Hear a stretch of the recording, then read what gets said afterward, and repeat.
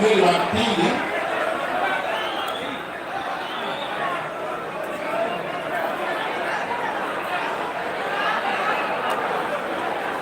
alright, ilikuwa nimetoa kwamba kitabu Samueli wa pili fungu ni 33 katika ukurasa chapter 3 verse 33 nasema, and the king lamented over Abner and said, death Abner as a fool died.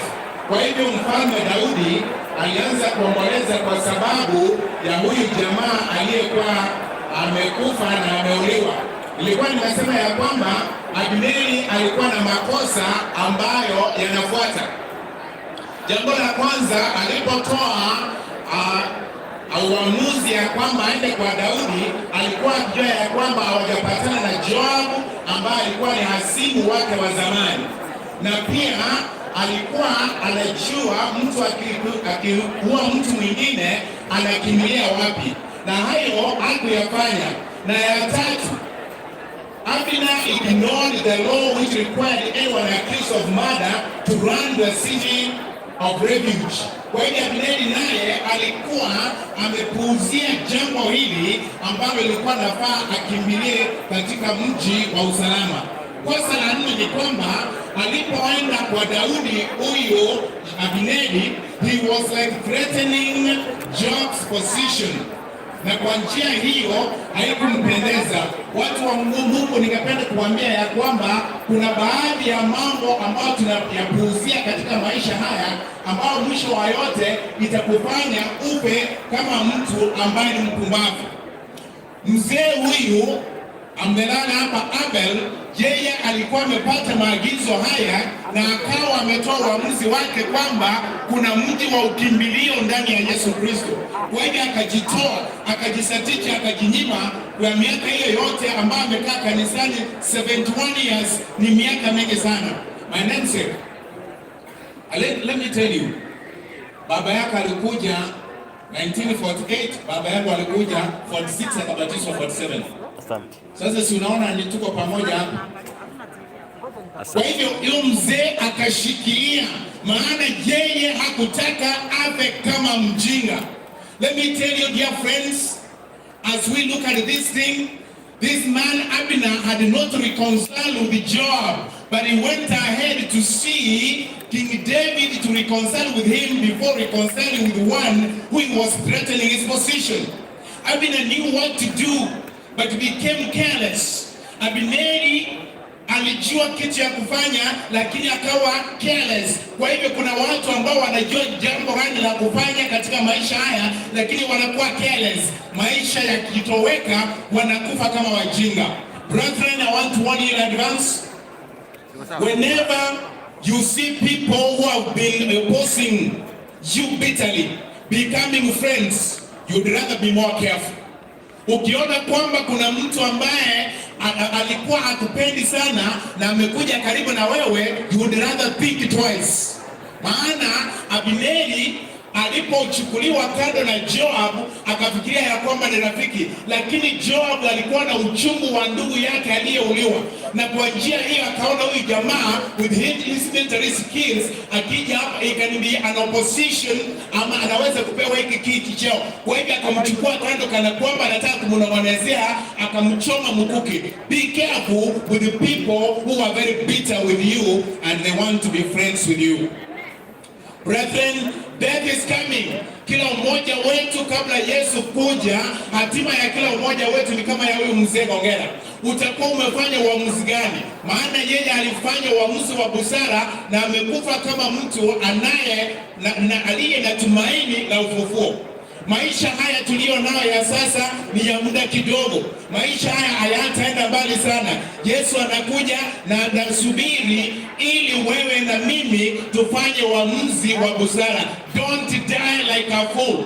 Maana wakati ulio nao, when your mind is sober, you are able to think, you are able to process information correctly. Please, I persuade you and pleading with you, please choose to die like a wise man. Choose Jesus Christ, because in Jesus Christ, though you be dead as he is, you will be alive when he comes the second time. choose Jesus. I am pleading with every one of you. Viongozi wetu ambao mko hapa ndani, I'm pleading with you, even as you marshal all your efforts towards politics and leading us, that is very good, but choose Jesus Christ. Amen. You choose him, because everyone is coming to an end like this. Kwa hivyo wale ambao wanakufa kama wajinga ni wale wezi wanaokula vibaya, wasiotakia wengine mazuri. For those who are rude and arrogant, abusive, drunkards, and those who do all social evils, wote hao watakufa kama wapumbavu. Na mimi naomba Mungu anisaidie nisife kama mpumbavu, na wewe nakuombea usife kama mpumbavu. Now to the family, my brother Josh and Simeon, the bigger brother. Now listen to me. I have actually finished the sermon. Listen to me. Now that he's dead, you need 3 A's. You only need 3 A's. So all some from 6 years of money. So you na gonga tatu chuo. So you need that.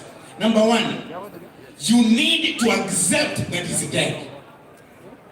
By the presence of these people, surely he's dead. Accept it. I know sometimes it's difficult to accept, but just persuade yourself to accept it. It's very important. Number 2, adjust. He was your everything. I've read that eulogy. Wengine, you mentor, a friend, and all those things that you wrote, I don't want to repeat. Now that he's not there, adjust and make Jesus Christ your only mentor in this life. The rich, the last thing, A, advance. Move on. Life must continue. It's my prayer that God will give you the courage, the wisdom, the energy to love one another, even with the departure of this hero. Lakini monyore, yokonaro, nere momorere.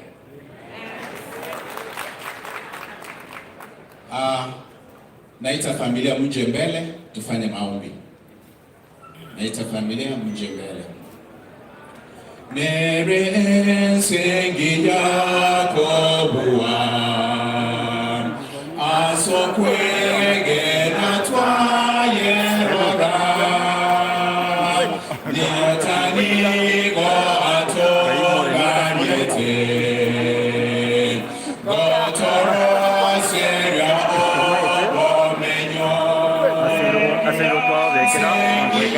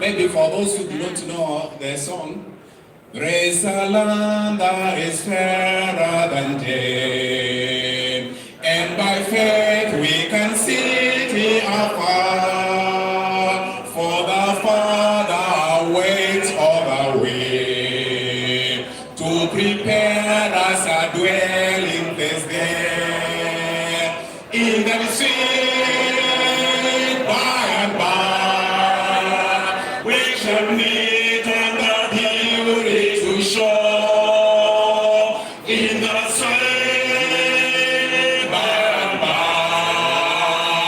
we shall meet on the beautiful shore.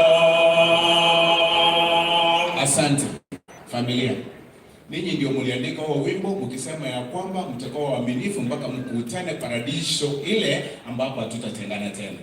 We want to commit you to the hands of the Lord, that He keeps you all the way. Machozi mnayoyalia sasa hayata kuwepo katika mji ule, maana Yesu alimaliza kifo na dhambi na uovu wa kila njia. Tutaomba wachungaji wawili kwa ajili the rest ya wakati. Baba wachungaji, tunashukuru sana. Pastor, you will begin. Asante sana. Ombe. Mtakatifu, mtakatifu, tena mtakatifu Baba uishie mbinguni. Tumesimama hapa kwa ajili ya kuleta familia hii mbele yako, mbele ya kiti chako cha enzi juu mbinguni. Tukiomba Bwana, familia ya mzee Abel, Baba uwe pamoja na wao na walinde na watunze, na watunzie imani hii ya mzee Abel, ili wakati utakaporejesha ufalme wako kuchukua wateule wako na kuwafufua wale ambao walielala mafumbini na kuwabadilisha walie hai, familia ya mzee Abel wapatikane wakiimba wimbo wa Musa na Mwana-Kondoo. Naomba Bwana uwe pamoja na wao na walinde na watunze, na mwovu shetani akihitaji kuharibu familia ya mzee Abel ashindwe katika jina la Yesu. Naomba Bwana uwe pamoja na wao na walinde na watunze na wajukuu na wale wote Baba ambao wametokana na mkono wa mzee huyu. Naomba Bwana hebu na washike mkono, hata mmoja asipotee, bali wote wafikie ile siku ambao watakayekuwa pamoja nawe milele zote, mahali ambapo hakuna kifo, hakuwa na kuachana na hakuna uchungu, tutakaye kama milele zote. Asante Bwana kwa ajili ya wateule wako wote ambao waliokuja hapa na waombolezaji wote waliokuja hapa. Ninaomba Bwana nao wasipotee, bali na wasife Bwana kama wajinga, bali wafe kama wateule wako na wabadilishwe kama wateule wako, wapate uzima wa milele. Neema yako Baba iwe juu yetu na neema hii iweze kututosha kwa ajili tunaomba katika jina safi la Yesu Kristo aliye Mwokozi wetu. Eternal loving Father in heaven, a great number of our crowd has come here gathered just to condole with this family that has lost their loved one. In a time as this, we know they are paining in their hearts, they have heartaches. Lift them and offload them. May their eyes be transfixed upon you and the cross of Jesus Christ, where there is assurance of immortality in due time. We are praying that they continue loving one another, experiencing the peace and that gap that has been left by the Mzee. We pray that Jesus Christ fill it in their hearts. Let them move, knowing that soon and very soon we are overcoming this. The rest of the program of this day, we bring it unto you, knowing that you bring it to a logical, peaceful conclusion, because we ask in the mighty name of Jesus Christ, the Lord and Savior. Amen. Thank you. Wachungaji wafanyie familia hivi. Asante sana. They are wishing you well. Mketi. Thank you very much. Thank you. Thank you. At this point in time, we want to call upon His Excellency, the Deputy Governor, Joash Maangi, to introduce the family. Thank you. Mheshimiwa karibu. Your Excellency, the Deputy President of Kenya, Dr. William Samoei Ruto, the Right Honorable Raila Amolo Odinga, my party leader, my Governor, Your Excellency James Ongwae, all protocols observed. As a family, we are extremely humbled by your taking time to come and condole with our family. From when our father passed on 13 days ago, many of you have condoled with us.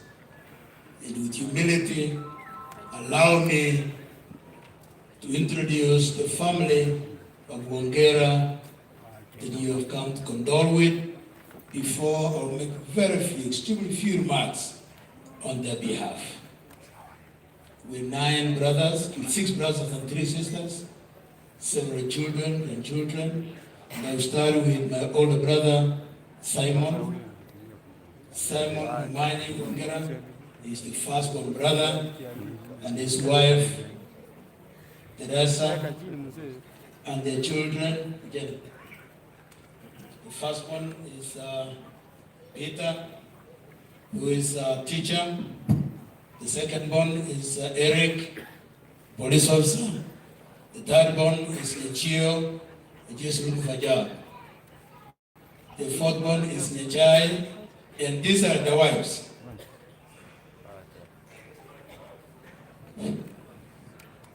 This is Peter's wife and children. This is Eric's wife, and the child, and another one, and the children. And this is Nechio and his wife. Looks like they're expecting both of them. And this is the last one, Nechai, Asante. Yes. Thank you very much. The second born brother is Elder Joshua Ogutu Wongera, and his wife also Elder Benina. They're both elders of the church. And the children, first one is Dana. Where's your husband? Yes, and the husband, and these are their children. The second one is Ifon, and this is his wife. And these are the children. The third one is this one. This one works in Machakos County. This one works in the government. This one is a nurse. His name is Obed. Obed another after.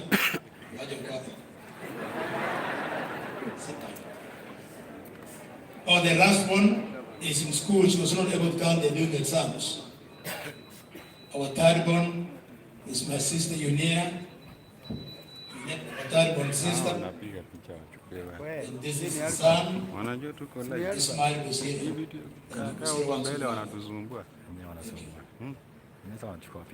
The fourth born, I double up as the fourth born because when their father and mother died, I adopted these children.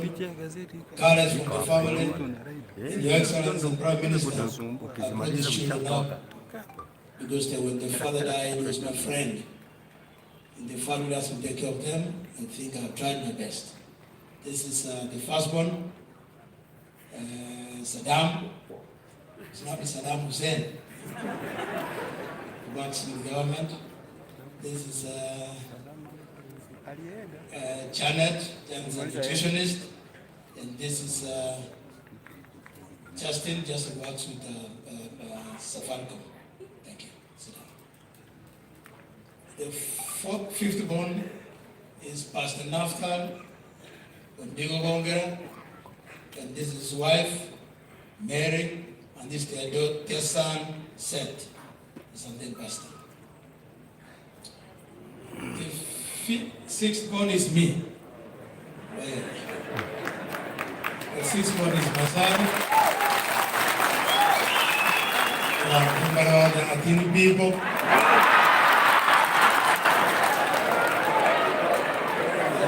Your Excellency, my Prime Minister, people want to understand Manga musical people. That's I like to keep her private. So I say, my Yukago, I need to Stella, Mahangi. We have 2 sons, Laska Vijana Mahangi, and the Turi, Mahangi Turi was not able to come from the US because he was studying exams. and the COVID test took long to clear, so China was able to come. Stella Mangi and China Mangi. We so many else on my corner, you didn't with Jay.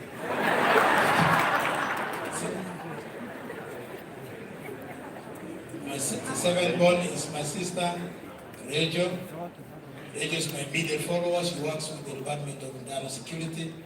She's a daughter and a son. Happiness is not here.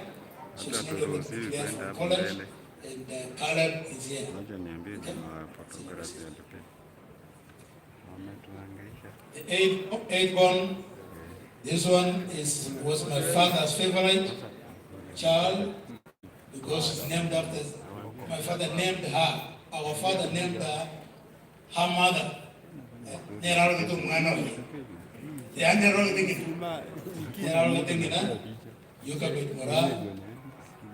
My father's favorite because she was named after his mother. This is the husband, and these are the children. Sabro, this is Sabro Maera. This is my sister's wife.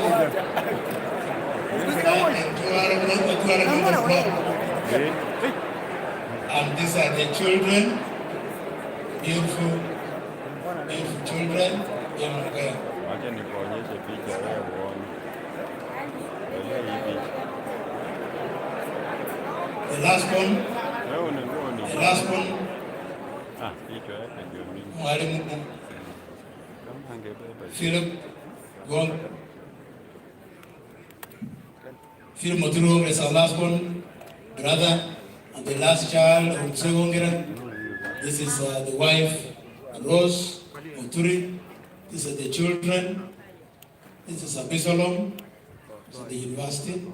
This is the second daughter is doing exams in the career social security here. This is the third one, Abigail, and this is Boaz, my friend, the last one.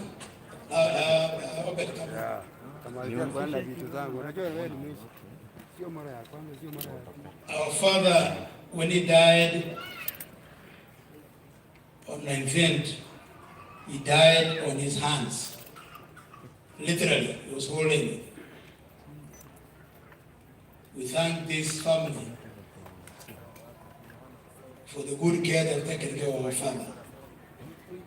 The father lived with him in his compound, and these two children, Abisalom was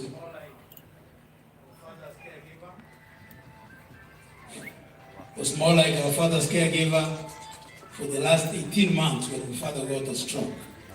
And Obed was his nurse for the last 18 months. These two and my brother Philip, we thank you so much for what you've done to our father's hotel. Thank you. A number of, I think I'm okay for me.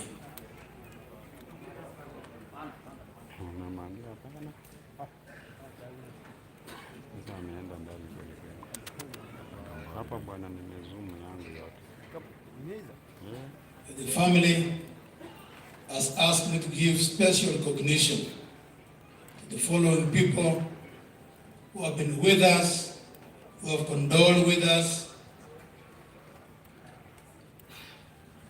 who have made us feel comfortable.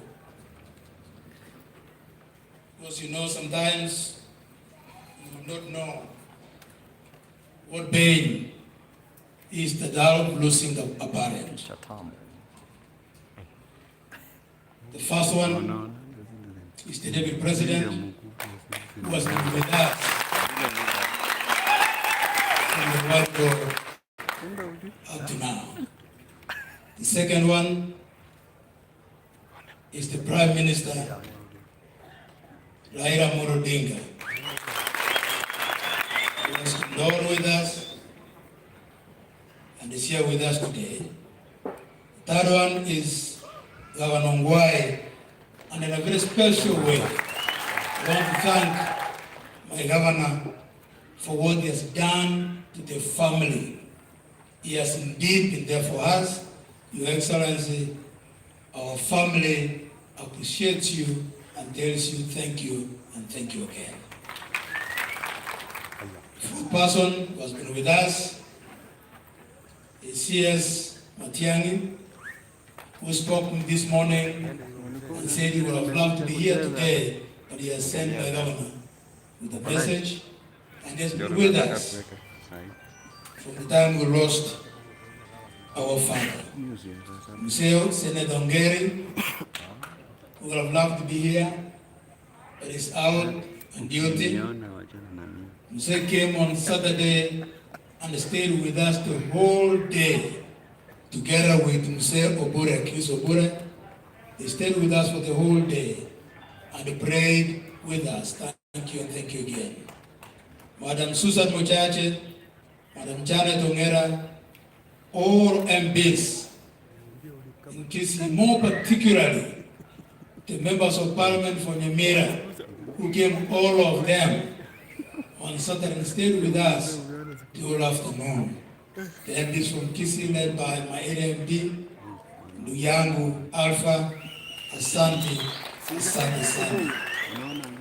All MCAs led by their speaker, all the 16 of them came and condoled with us, and we don't take it for granted. My colleagues, the deputy governors, you supported me. Some of you are here. Thank you, and thank you again.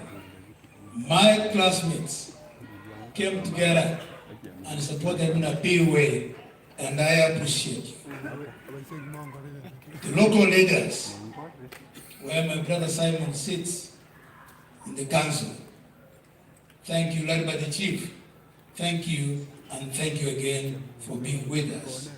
The local churches, the local pastors, where my brother Pastor Naftar Fellowships, the bishop, the SCK bishop, who is here with us, the Catholic priest, I think was somewhere here, who came and blessed our father, our local pastor, we are SDS, but we congregated different, but our local pastor, Pastor Ntwek, and the entire committee, and the elders, thank you, and thank you again.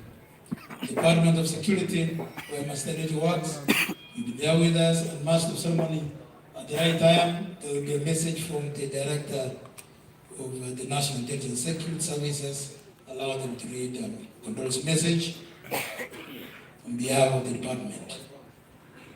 The teacher, fraternity teachers with Philip, the NAT, the Kupet, the Don Bosco Boys Boarding, where Philip teaches, the teachers' welfare, and all those who have been with us. Thank you, and thank you again.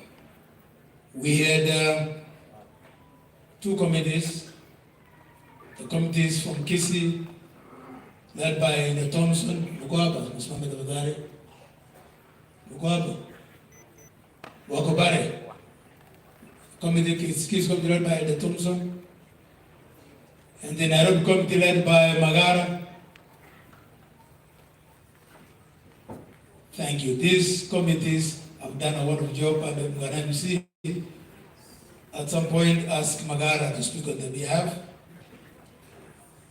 But thank you again. We have traveled.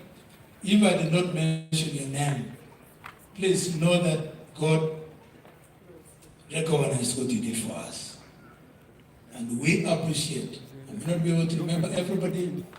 Oh, and see, ukikuja hapa Mbero na sahau. My cousins,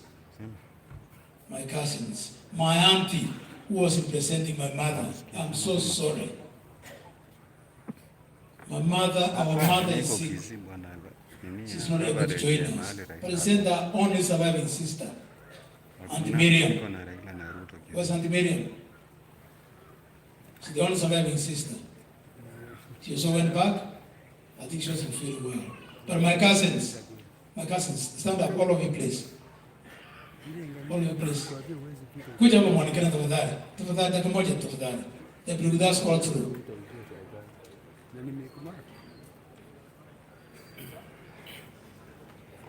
Thank you. Come. I was also forgetting the team from Nairobi, the Pastor Kindo, plus your team from Nairobi, who was with Elder Joshua. Thank you so much. Thank you very much. There was also a committee, actually a cabinet subcommittee that my governor appointed, led by Edna. Edna, where are you and your team? Yes, they're there. Your Excellency, this team worked very closely with us, and without them, I'm not sure if we will be where we are today. Asante sana. These people have been with us all through.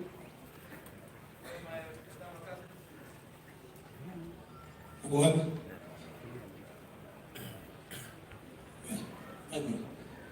Our cousins were there.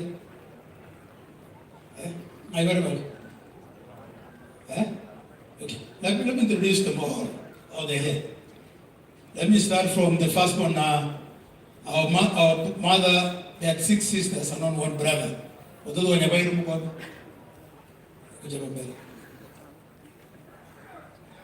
These are children of our firstborn auntie, Asanteni sana. Thank you very much. Thank you very much. You want to back Siamba? Second from where there? I thought I saw pictures. Where there? I think the way I think the bag I told with my mother, the third born, the Kiage. What about the Kiage? Dr. Chen, was she ready? Everybody ready? Okay, that's fine. About Miriam. About Samuel Pans. The only brother, Helen. Thank you so much. Thank you, Pans. About Miriam. Thank you so much. This is my mother's second follower, Asante sana. Sit down. And these are the last one. These are the last one. Our America. Thank you very much. Asante. My aunt is from my right. Wow, get wrong everybody. Get wrong everybody. Thank you very much. These are my cousins from my father's side. Thank you so much. Asante. Thank you. I was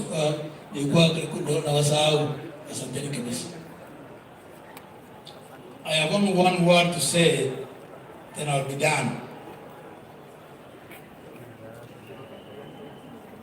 My father was a peace-loving person.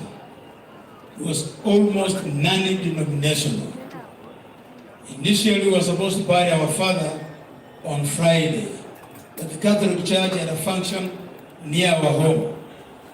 We were forced to change it to Monday today so we can accommodate everybody.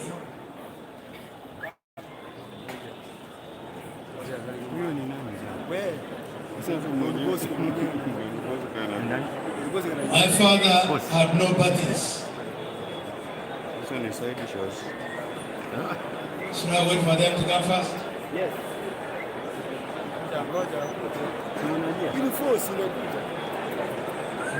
Kwaya yembe kidogo. Okay. Nani ameingia huyo? Labda ni Don Bosco. Ni drama. Hizi ni madrama. Mere ensengi yako wa asokwege natwaye rora tatanigo atoganyete gotorose ya obobenyo sengi ya botambe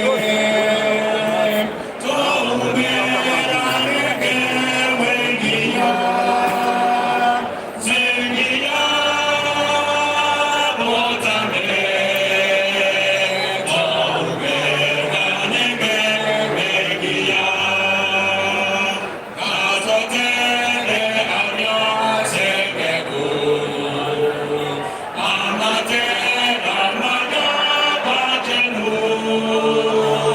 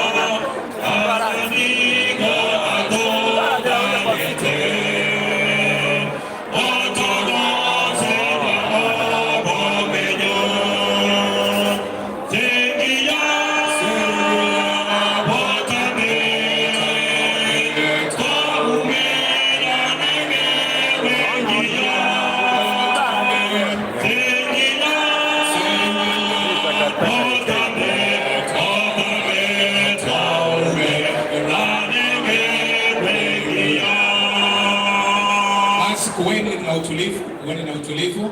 Asante Mheshimiwa Simba Arati, asante kwa kuja.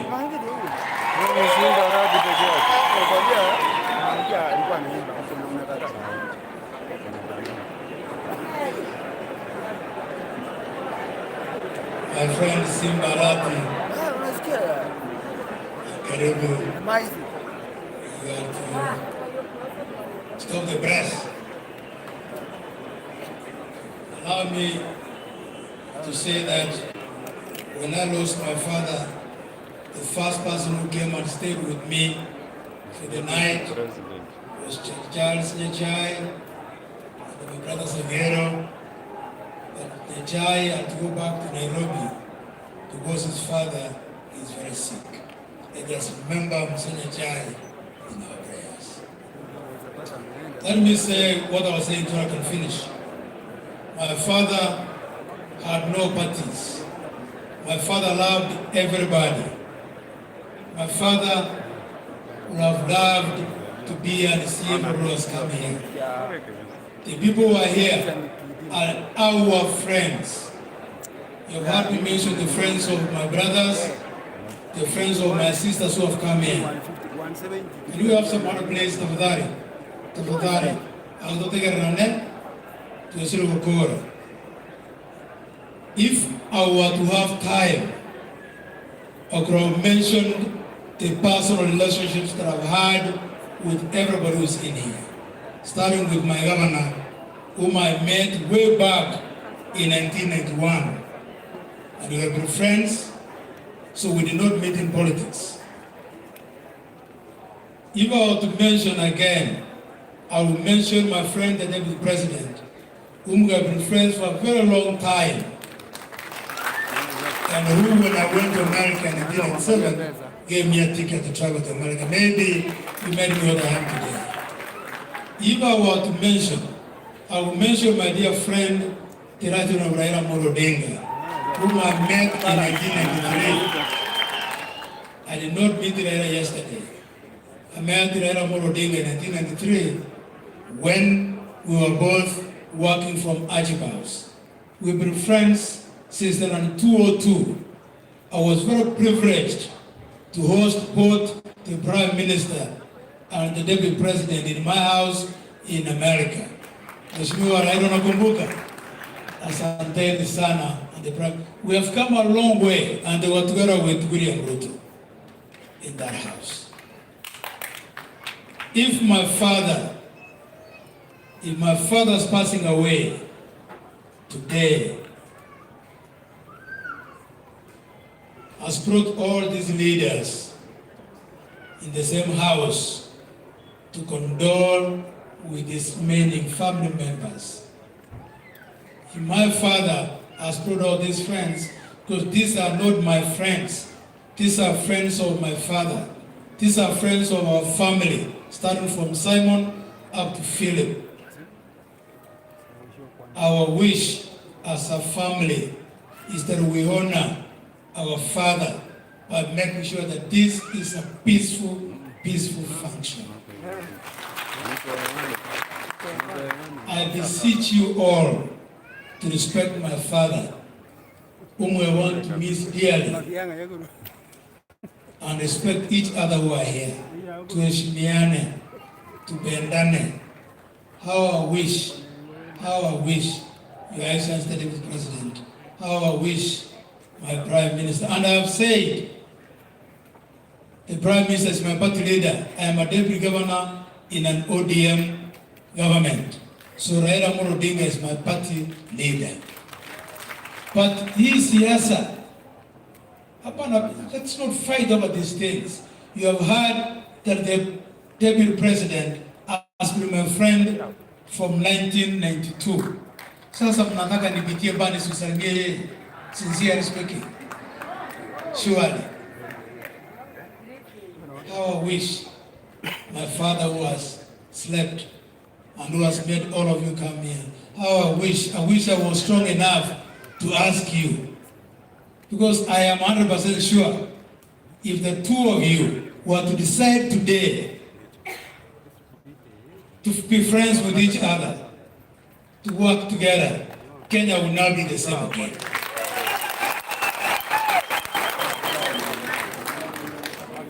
Your Excellency Raila Amolo Odinga, the day you started to work with His Excellency Uhuru Kenyatta, the President of this Republic, you changed this country, you brought peace to this country. If today you are to decide to work with William Samoei Ruto,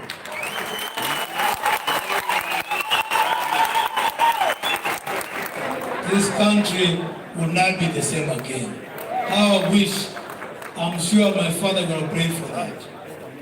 Sitaki kusema mengi kupita hayo, kwa sababu tumefurahi, kwa sababu mmekuja, mmetuonyesha heshima, hatutaki kuharibia heshima, na ndio sababu mimi naomba wale ambao wamekuja kutufariji, wale ambao wamekuja kutufariji, tuheshimiane.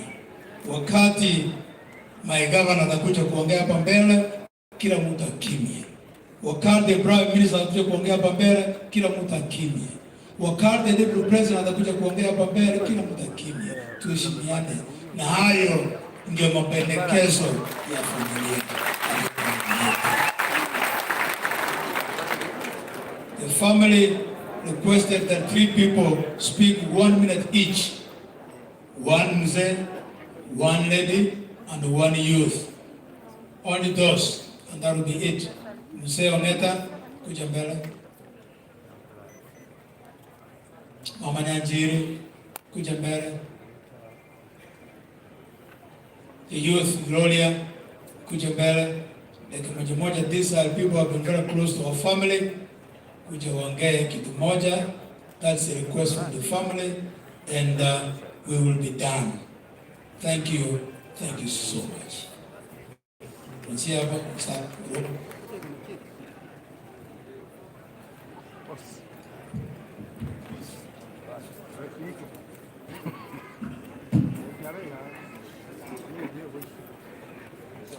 The family of Mzee Abel Bongera, the Deputy President, Your Excellency the Deputy President William Ruto, Your Excellency Raila Odinga, our Governor James Ongwae, all honorable elected leaders, all protocols observed. Bwana asifiwe. Bwana asifiwe tena. Mzee Abel Bongera, leo tunataka, we want to celebrate his life. Ni kwa sababu ya Mzee Abel Bongera tumepata Your Excellency Joash Maangi, ambaye ameweza kutushika mkono sisi kama vijana Intwaba Sai, mpaka tunaweza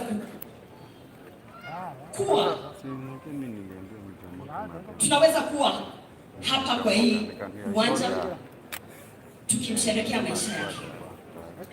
Niko na message moja ya vijana. Tafadhali tukishiriki katika hii maneno inaitwa siasa, tuwe na togende ngora, tusikize abagaka abanyina, tuweze kupata hiyo wisdom ambaye Mzee Bongera alipatia Joash Maangi. Na Your Excellency Joash Maangi, nataka kusema umefanya kazi nzuri ya kushikanisha abagambi bonsi pi igagusi as the leader of the leaders in Kisii.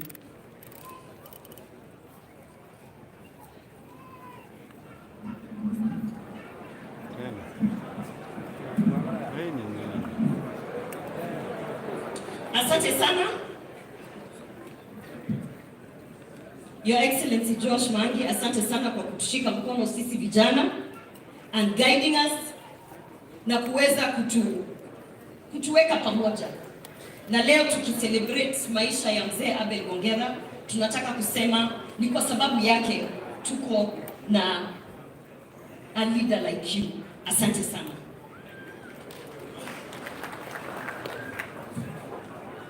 Our Deputy Governor Joash Maangi, our Deputy President, William Samoei Ruto, our Governor, James Ongwae, Raila Amolo Odinga.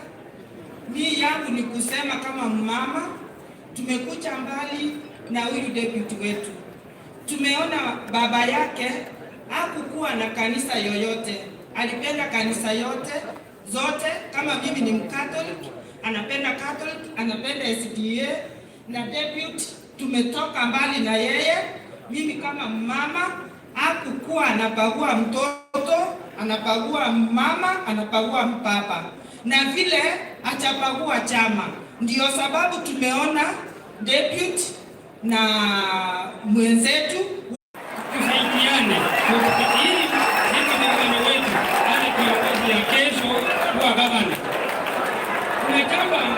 Kuna jambo moja ambao mzee Bongera aliniambia wakati hajaaga dunia. Aliniambia hivi, wakati Thomas Mwangi ambaye ni deputy governor, yuko wakati mmoja alienda Jubilee. Thomas Mwangi akaenda Jubilee, wakati Bongera Kiswahili. Ika turangetu na bagaka tukaja bukoje hivi. tumwile songwae bakore nera orogendo bende bidikiaera tukaja mugabano ito noyo mito province ngeri etimu ya odie tukaikaranza uko mugabano marehemu akatonyenyere kuri akabakwata nyamo Thomas Mwangi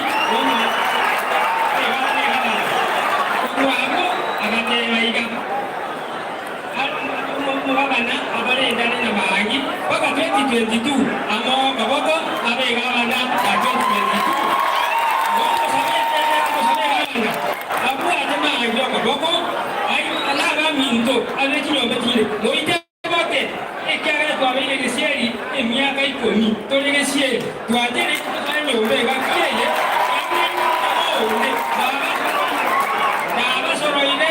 si moto kaboko ngano imangi nerare gabana ya hanjo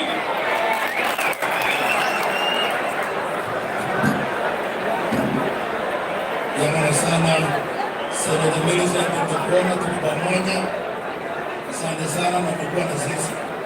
Kwa heshima sasa, kwa heshima tena sana. As a family, we thank you and thank you again. We pray that as you go home, remember us in your prayers. We pray that the rest, the member of this meeting, will be as peaceful as what you have started.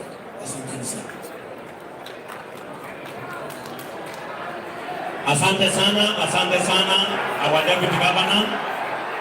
Asante sana viongozi wote na wazee ambao wamesema kwa niaba yetu wote. Ninaomba sasa tushike itifaki kwa heshima na kicho cha Mwenyezi Mungu. Ninamkaribisha kiongozi wetu wa eneo bunge la Machoge Chache, ndugu yetu Alpha Odiek akalete utaratibu ambao umesalia na viongozi waliopo. Your Excellency, karibu.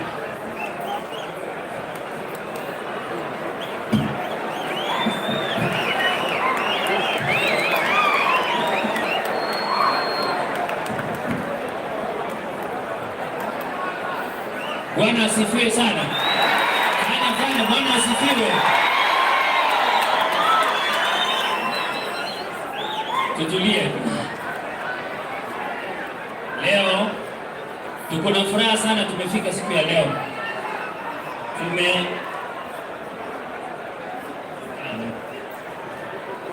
We are here to mourn the foreign hero of Mr. Bongera, our deputy governor. He has attracted most of our leaders. The happiness of today, we are having our right honorable Baba ako na sisi hapa, na vile we are having our deputy president Dr. Samoei Ruto. We are having our governor James Ongwae. We are having several members of parliament. We are having women reps. And because of time, I want to move very fast because they are going very far. Now to start with, we have former members of parliament. Tenena, you have former members of parliament. Domingo, former members of parliament. Tuko na the former member of parliament, just wave. Thank you very much. But because Domingo Magara, he was in the committee to kuja ongea jina moja. Just come.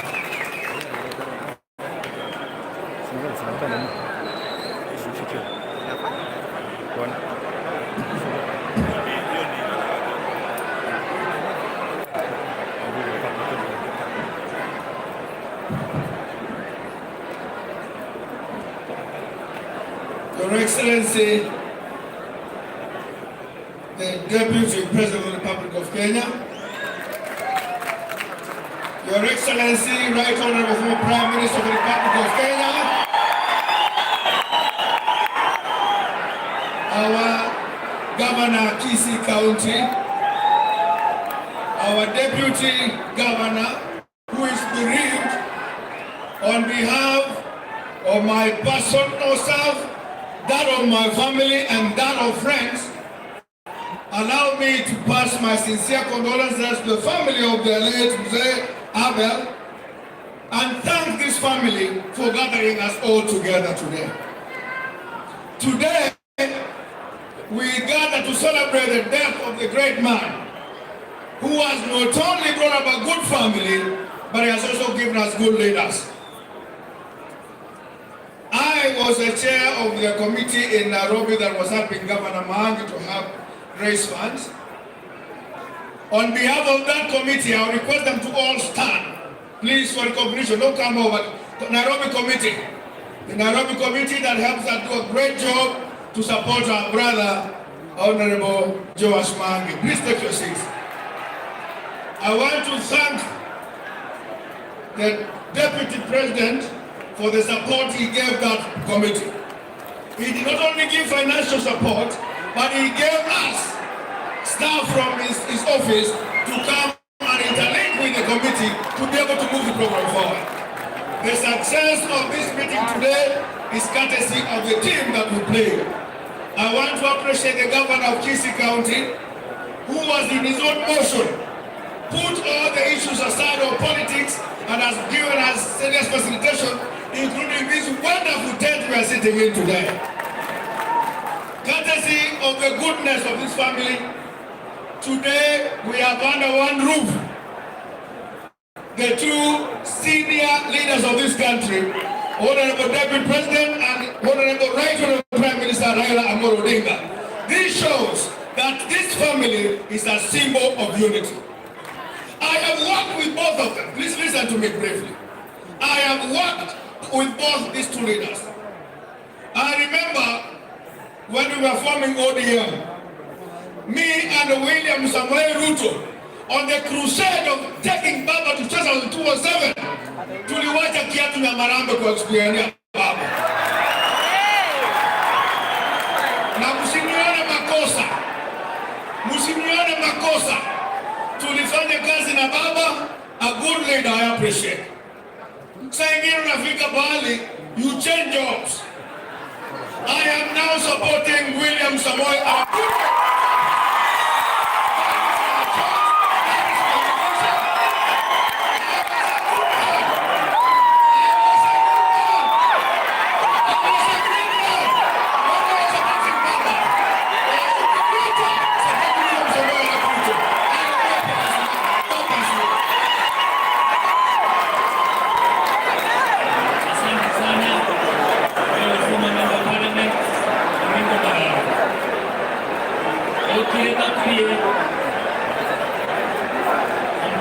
Very upset. Let's go.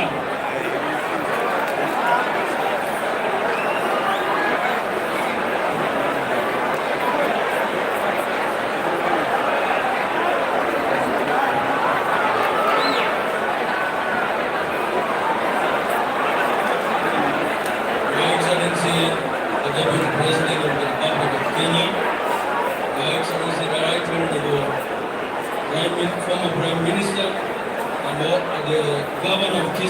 County and the Vice Chairman of Council of Governors and all protocols observed.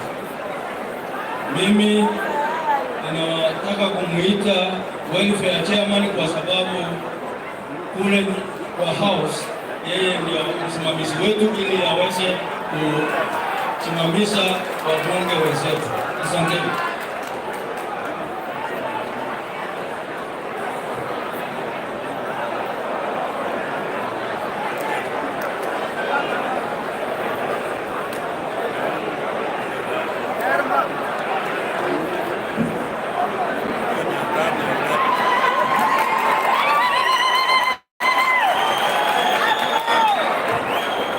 Asanteni sana. Kazi yangu ni rahisi sana kwa sababu nimeona wakubwa wangu wako wote hapa.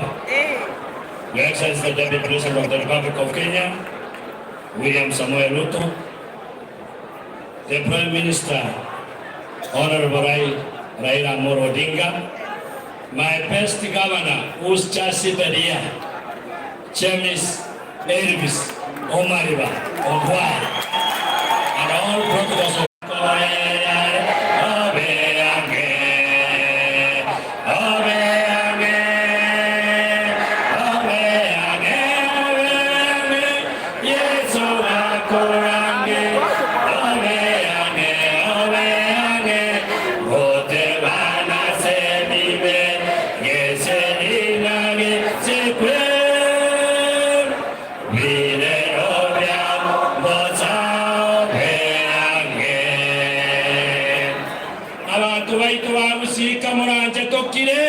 abageni tugwatana abanene egere batukwanire nande banene na itwe abana gusabasa masikania manene mukire kiri nano manyete bite bigo sareka tegera moyo abantu amito omugaba no tugwate. And I want to tell you, Excellency, the Deputy President, Your Excellency, Honorable Raila Amolo Odinga, we have the best governor in this country. A very sharp governor. Hata ingawa anaenda nyumbani, mimi namuuliza ya kwamba atafute kitu kingine hii aendelee na kazi.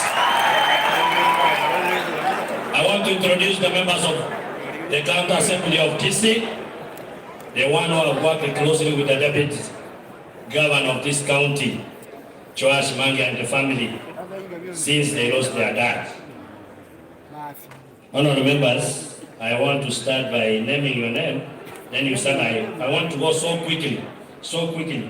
I start from Mheshimiwa James Yondani, the member of the County Assembly for Ochitendere, where we had Sanaya Padisheva, nominated by ODM. Josephine Ombati, nominated by ODM.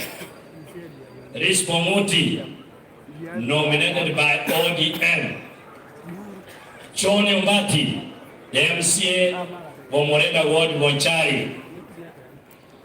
Honorable Benson Intabo from Gesusu, ODM. Honorable Protas Moindi, Omariba Ward, ODM. Honorable Dennis Ombachi, Marani Ward, PDP.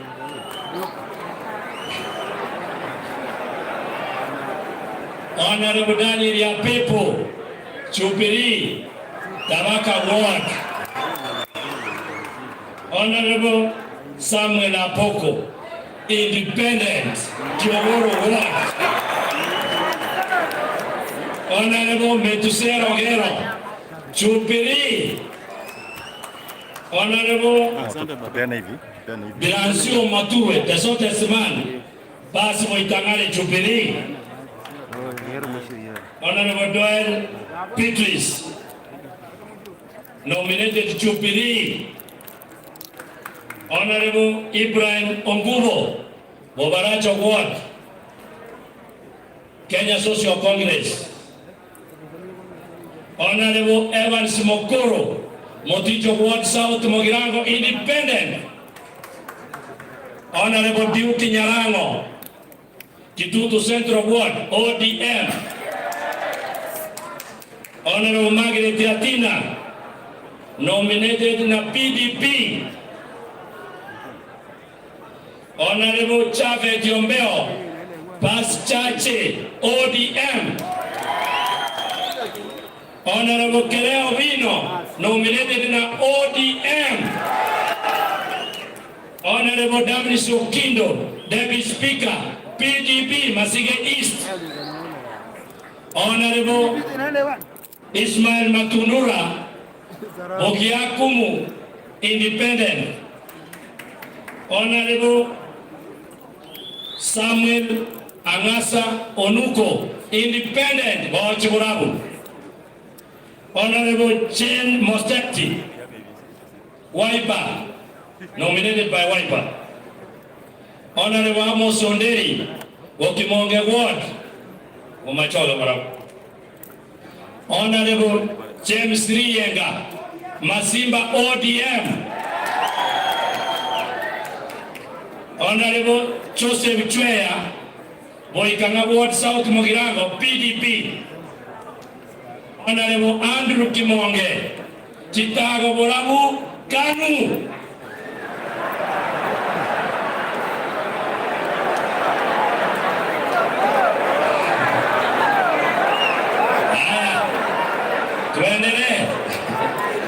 Honorable Geoffrey Ombati, Sameta Mokwena Jubilee. Honorable Isabel Igara, PDP nominated. Honorable Samuel Mirieri, Ichuni Ward, Yanibari Masaba, KANU Chogo. Honorable Peter Mohindi, Keumbu Ward, Wiper Party. Honorable Irene Mayaka, nominated in Nyamira, Chama Street, ODM. Honorable Paul Angweni, the Deputy President, Right Honorable Prime Minister, that is the MCA to our beloved Governor, Senzi Ward, ODM. Honorable Spora Molere, nominated ODM. Honorable Royce Mongera, nominated ODM. Honorable Rosa Rondo, MCA Machove Pasi, ODM.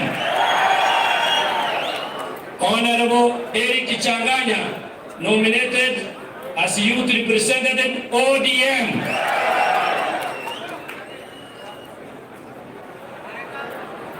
Honorable Geoffrey Yondonga, Pasi Mogetaurio, ODM.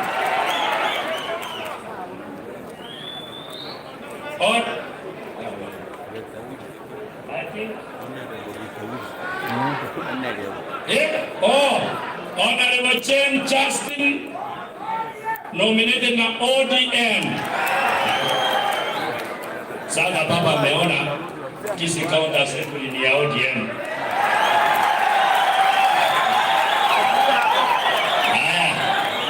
Haya. Kwa hivyo baba, ni mimi peke yangu utaongea na mimi kwa sababu I'm independent.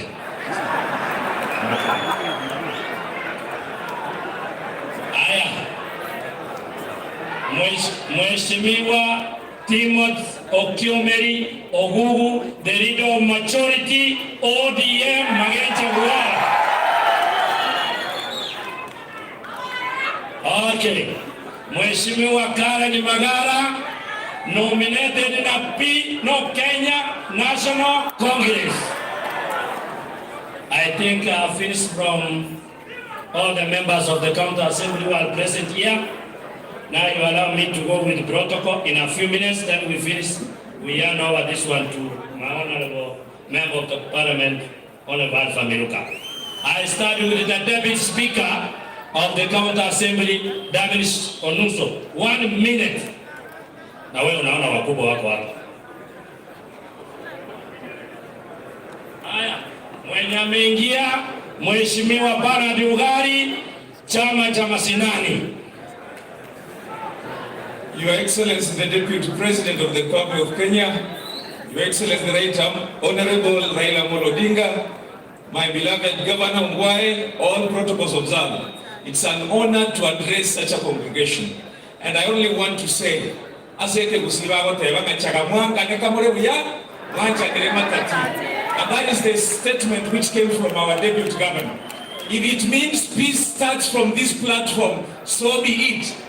And all I will wish, in the interest of the residents of Kisii County at large, may we all go back and ask ourselves where the rain started beating us so that we can be God-fearing. God bless you, and when you go, go with love.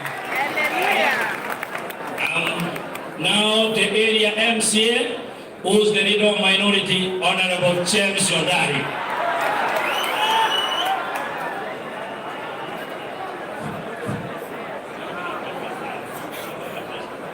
Your Excellencies, I'm James Sondari, the area MCA and the leader of minority. Na karibisha ninyi wote wajitendele. Alafu jambo la pili, inaona Mzee Abel Gongera. Ni Mungu anapeana uongozi. Sijui ni nani atakuwa president 2022. Hati naomba hili mujenge huu uwanja wa Tendere iitwe kwa niaba ya jina ya Abel Gongera. Alafu mwisho kabisa, kwa sababu Deputy Governor amesema, ninaomba Right Honorable Prime Minister pamoja na Deputy President, siongei mengi, naomba pastor waombee mshikane. Finally, I'm bringing the leader of majority, Mheshimiwa Timothy Ogugu. Haraka, Mheshimiwa, we are under pressure. We are under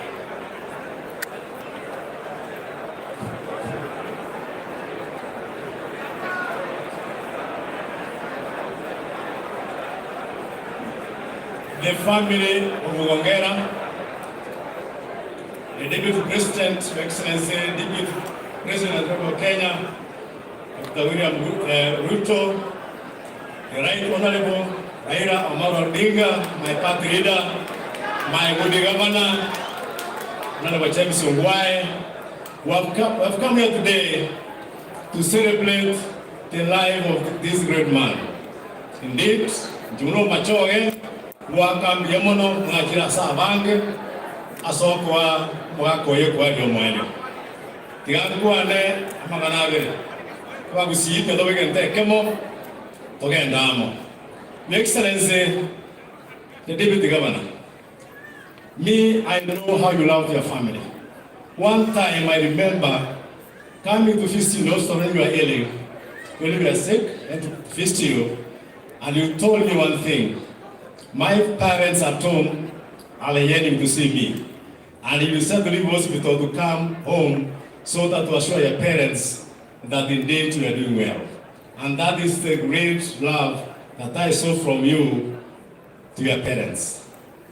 So I've come here also to connect with you, we have been with you, and on behalf of the members of Kisii County Assembly, we are with you in prayers to give you strength for this family to carry on. Finally, Your Excellency, the Deputy Governor, we have to thank you for having the time from your busy schedule to come and mourn with us. Your Excellency, Right Honorable Raila Odinga, my party leader, also thank you for having the time to come and mourn for us. In those remarks, we pray for the family. God give you strength to carry on. Thank you, honorable members. Thank you very much. I want to make an humble request. Because of time, our officers are going very far, both on air and on road.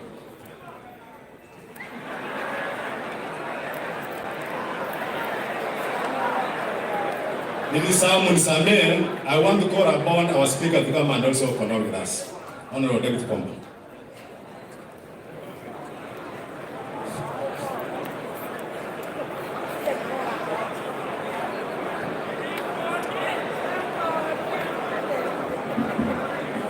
Right Honorable Prime Minister,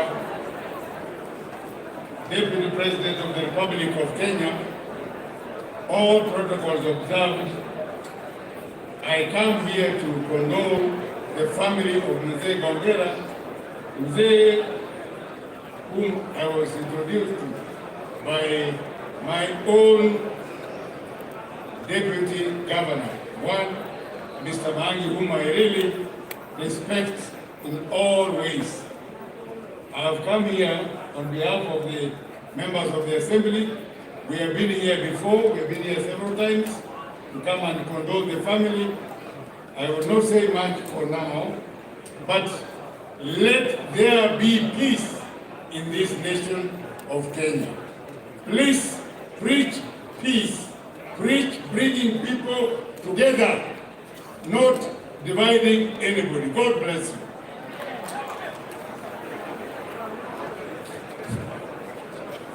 Allow me now to call members of parliament because of time. Together with us today, Tukona Raphael Wanjala from Budalangi. Raphael, just come. Oyorure Budalangi maate kwa tuhapole. Mwako mwakira mbemono? Raphael, kuja.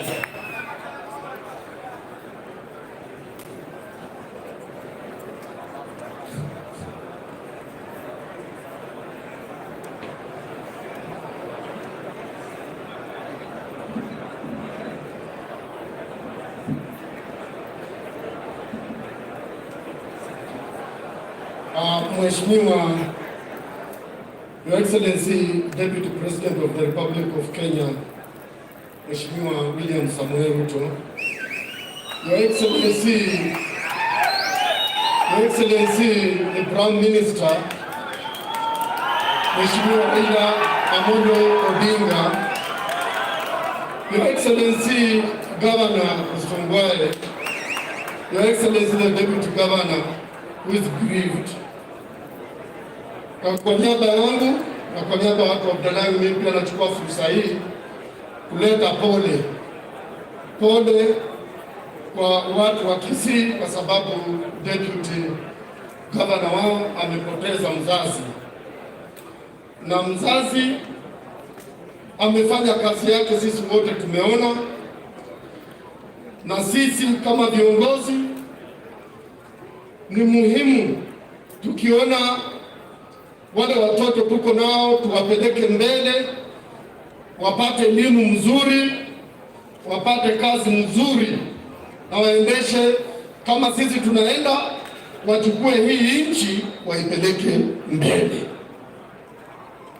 kwa sababu sisi kama wananchi nafaa tufikirie sana, na sisi kama viongozi naye tuwe tusitukanane mbele ya wananchi na wanafunzi na watoto. Hii tabia sisi viongozi tumekuwa nayo, tuheshimu wazee watuheshimu, kwa sababu mimi ni mtu ya rika wa deputy president, sisi ni agents, na tulienda kwa bunge wakati mmoja. Kabla tutaenda bunge, huyu Agwambo alikuwa ameng'ang'ana na hii nchi kabisa, amepambana, ameshinda, amefanya kila kitu. Na hii kuenjoy, hata mnasikia Raphael Wanjala pia anaweza simama hapa kuongea, William Ruto anaweza simama hapa kuongea, ni sababu ya struggle ya hao wazee akina Raila. Wacha niwaambie, mimi natoka Budalangi, na Budalangi tunapakana, tuko kwa mpaka ya Uganda na Kenya. Hata juzi nimekuwa Uganda wakati wa observation ya kura zilipigwa huko. Wacha nikwambie, mimi natoka Budalangi, tunapiganga kura Uganda na Kenya. Do you know mimi sijui deputy president wa Uganda? Hata nilikuwa huko aliangushwa kura, na huwezi jua ni kwa sababu hawajafunguliwa minyororo ya kusumbuliwa vile Raila alitufungulia.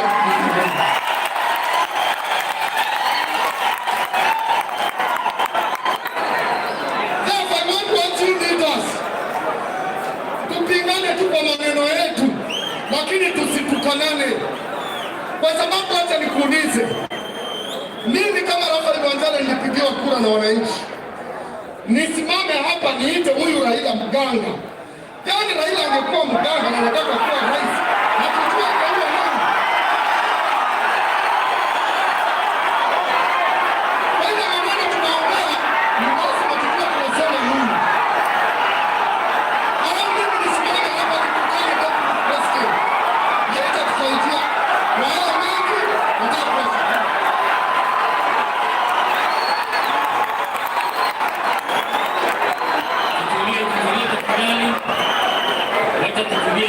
tafadhali, sababu ya muda sasa,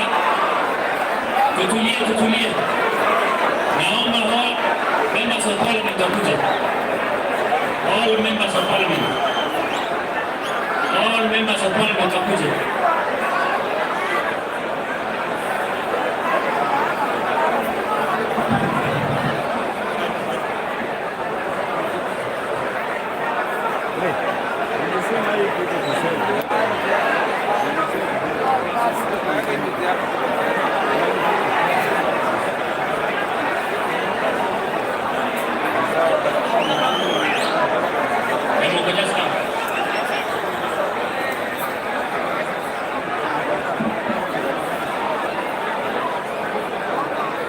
Your Excellency, the Deputy President of the Republic of Kenya, Your Excellency, the Right Honorable Raila Amolo Odinga, Your Excellency, the Governor, the Deputy Governor present, all elected leaders, kwa niaba yangu na watu wa North Mogrango constituency, mimi nimefika hapa kwa heshima ya urafiki ulioko kati yangu na Mheshimiwa the Deputy Governor of Kisii County ili tukuje kumfariji.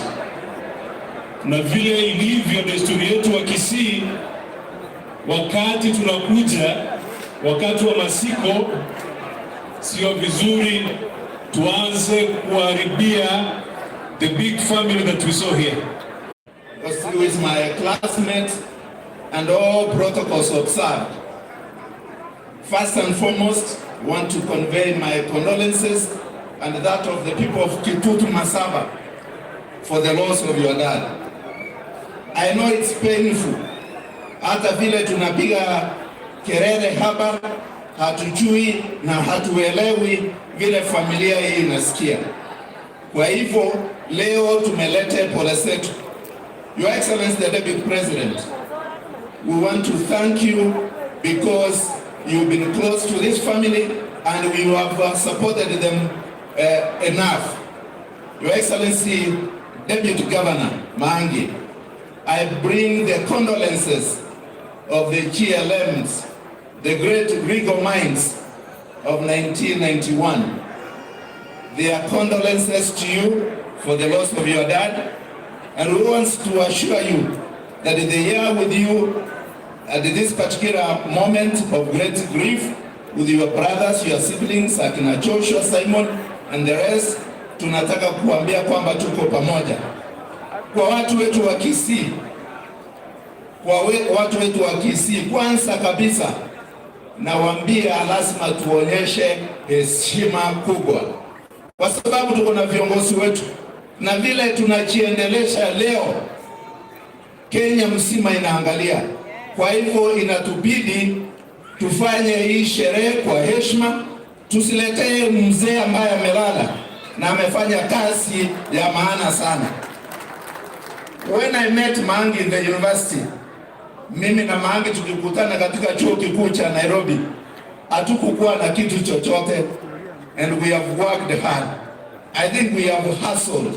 The issue of the hustle movement is a reality and must be supported by all means. Maangi will not be here today if he has not worked the way he has worked.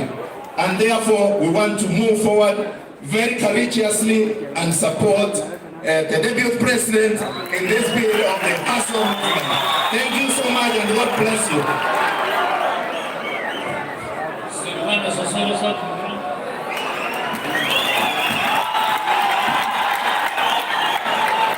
Asante sana. Your Excellency, Deputy President of the Republic of Kenya, Right Honorable Raila Amolo Odinga, Your Excellency, the Governor wa Kisii, Your Excellency, the Deputy Governor, na viongozi wote wenzangu.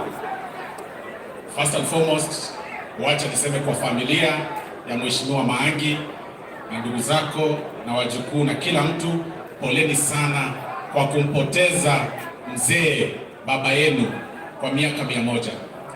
Like I told you last time, Your Excellency Deputy Governor, you need to thank God that you've been able to live with your father to see your father clock a century. 100 years is not a joke. I keep saying this in every funeral. I was not lucky to see my father before I even clocked the age of 10. So this is a miracle. Na nikiangalia hivi, I join in celebration of the life of your father for this great milestone. I've also gone through the history of your father. Baba yako alikuwa anauza umbwa. He was a dog seller. Na akahustle namna hiyo, akahustle namna hiyo, akahustle namna hiyo. Baadaye akakusomesha, ukatoka na wenzako wote. Sasa hivi wewe ni deputy governor of Kisii County. Now, sasa kwa sababu tumepewa dakika tu moja tuzungumze, ni vizuri hata mimi nipeane neno moja hapa, kwa sababu leo I am lucky to stand before His Excellency the Deputy President and the Right Honorable Raila Amolo Odinga. Now that nimekuwa lucky kusimama katika mbele yenu, mimi mniruhusu niseme hii, na mimi nitazungumza tu namna hiyo.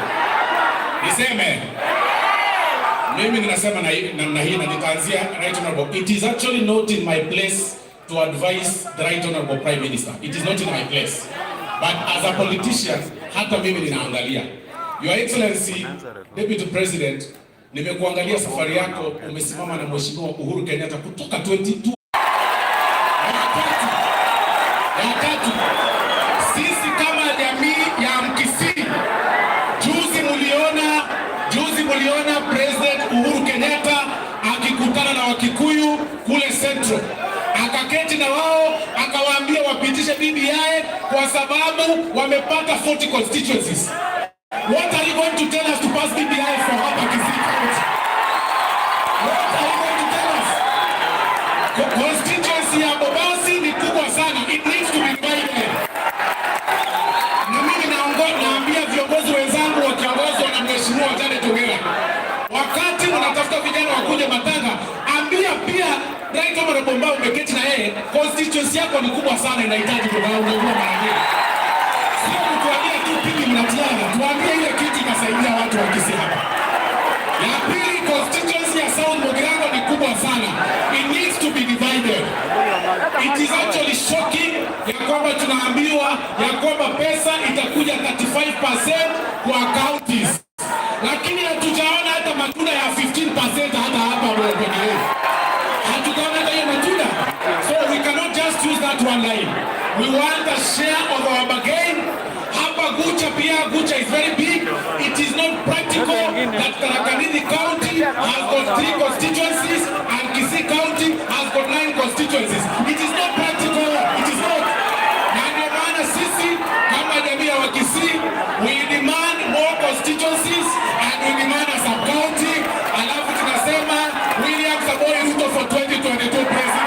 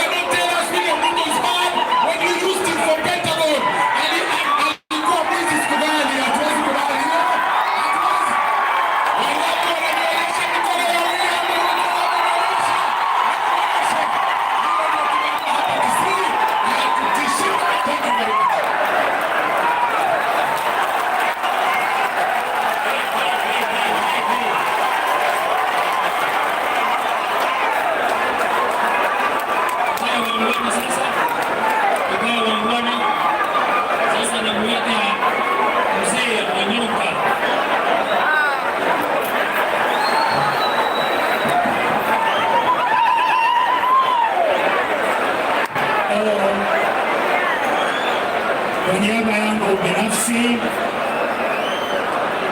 ningependa kwanza kusema kuwa nimeleta rambirambi zangu ambazo ni rambirambi kutoka wananchi kutoka eneo wakilishi la Kitutu Chache Kusini. Mimi pia binafsi, familia yangu, Mheshimiwa Deputy Governor, nimeleta rambirambi kutoka kwa familia yangu ambaye Mama Beatrice na Mama Twiza waliniambia nikupe pole, wamezeeka, hawaongei sana. Nina shukrani sana kwa sababu leo nimekuwa na nafasi kusimama hapa kuzungumza mbele ya viongozi. Mheshimiwa Dr. William Ruto, Deputy President, Mheshimiwa Raila Amolo Odinga, Prime Minister, Gavana wetu James Ongwae na viongozi wote ambao wamekuja hapa. Mimi nina bahati kwa sababu hawa viongozi wote nimefanya kazi na wao, na ningependa kurudi mahali tulikuwa na Mheshimiwa Maangi. Mheshimiwa Maangi alisema hivi, baba yake ni mtu alikuwa anapenda amani. Baba yake ni mtu ambaye alikuwa hata kanisa habagui, na ingekuwa vizuri kama siku ya leo ingekuwa siku ambaye kiongozi Mheshimiwa William Ruto na mzee Raila wangekumbatana wasalimiane, ili tupunguze lile joto lililo hapa nchi yetu. Our country is not well. Our country is driving at a speed of 160 kilometers per hour. Our country has outstanding issues which must be corrected for us to move forward. Our community, as my brother Osoro has said, has certain outstanding issues which must be corrected. We have no objection with that. But what I want to raise here is very simple. How did we get to where we are? We got to where we are from 1963. President Kenyatta finished what he was doing. He handed over to Mzee Moi. Mzee Moi handed over to Kibaki. Kibaki handed over to Uhuru. Now, of course, my friend and my leader William Ruto wants to be president. And by the way, I have every respect for his decision. The gentleman is smart, is intelligent, he speaks well. He speaks well, he articulates his positions very clearly, and he is in fact, as we speak, somebody who's run for the presidency of this country. Then I find myself having a man called Raila Amolo Odinga, a man who I worked with in 2008. I was at Pentagon House when there were people in the room who were telling Raila, let us make sure we pick guns and go and kill the people who stole our votes. Raila said, it is not my responsibility because I don't have the instruments of power. I will leave it to be another day. DP, you were there. Mzee Raila was there. Charity was there. Najib Balala was there. After that, it is true that DP, you supported Raila twice and you supported Uhuru. But the truth is, Raila's elections were not free and fair. So when Raila may be a devil, when Raila is actually somebody who many people may not like, what we are saying is this: surely there has to be fairness, there has to be justice, and there has to be equity. DP, you get where I'm coming from. I would really love you two to work together, but you're making it impossible for me. I like you, I like that guy.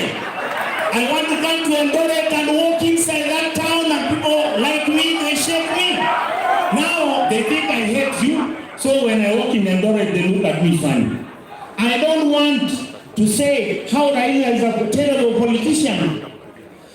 I love going to Kisumu. I don't want to go to Kisumu and people look at me as if I'm the one who hates Raila. The Kisii community is neighbors to your people, and the Kisii community is neighbors to the Luo community. What we would like to ask you as leaders, the noise that we've been making, our supporters are okay. They should criticize, but the way somebody said here, let us not insult each other in public.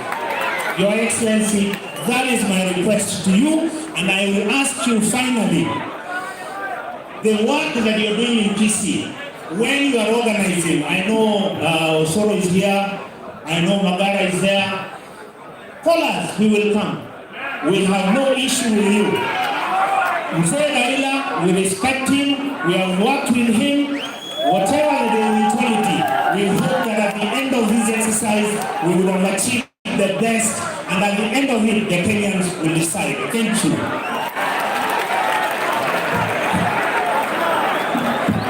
Thank you very much, Richard.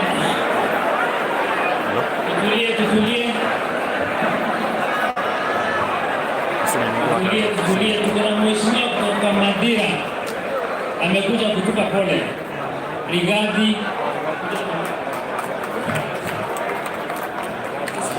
Mheshimiwa Naibu wa Rais, Mheshimiwa wenzangu kanisa, Mheshimiwa Joash Mangi, familia kanisa, watu wa Kisii, hamjambo?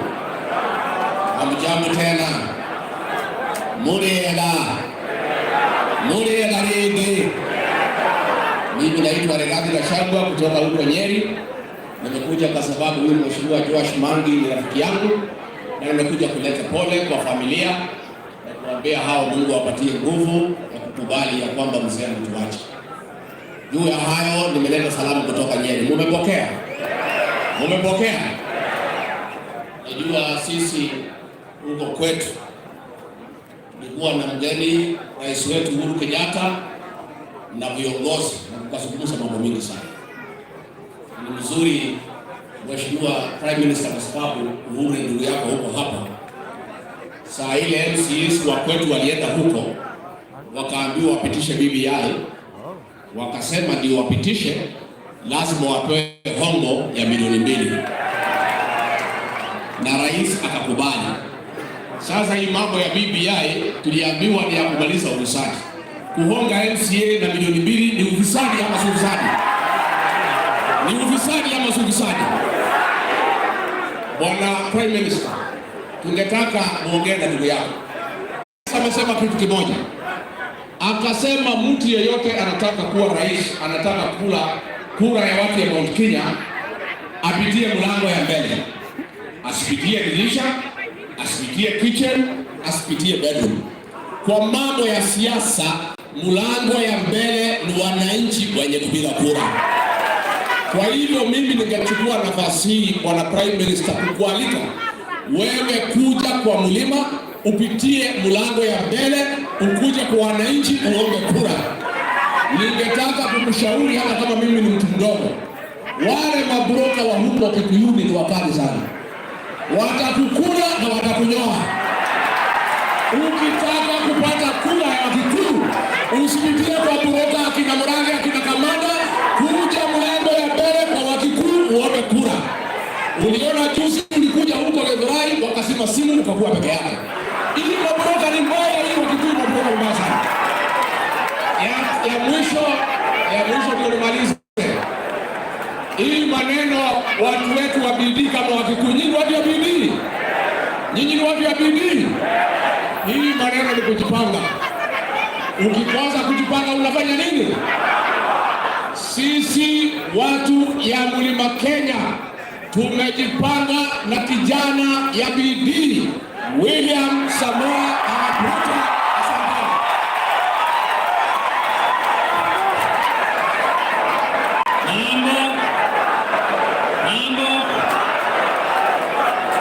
Tutulie. Nataka kuita kijana Simba.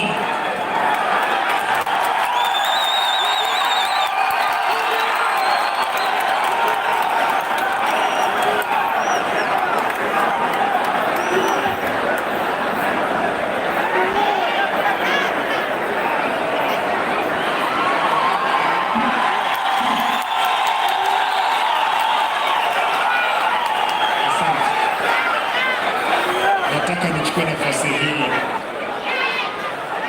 kuleta rambirambi zangu kwa familia ya Deputy Governor, sema kwamba pole sana. Najua kwamba tuliongea na wewe juzi na nikakwambia kwamba lazima nije kwa matanga ya mzee Rungera. Your Excellency, the Prime Minister. Your Excellency, the Prime Minister. Hapana. Your Excellency, the Prime Minister, Your Excellency, the Deputy Prime Minister. Nataka nichukue nafasi hii niwakaribishe nyumbani kwa sababu mmeleta pole kwa ndugu yangu Deputy Governor wa Kisii. Mimi ndio Simba Arati.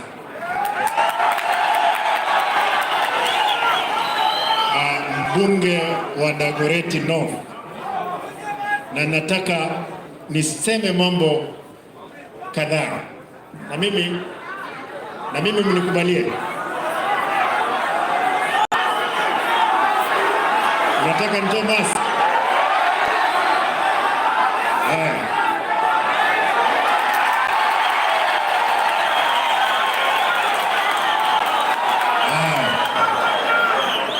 Nataka niseme haya na naomba abantu bamye mtombye mule ntegete montegerere buya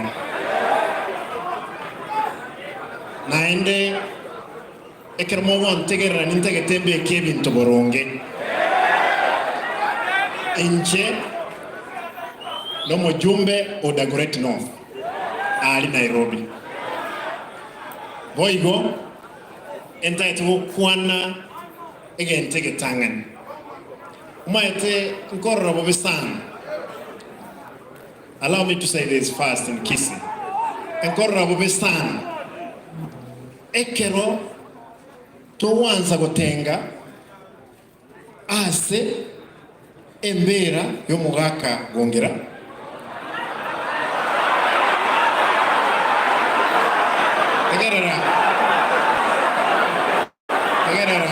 tegerera bali mwale tuwa tegerera and prepare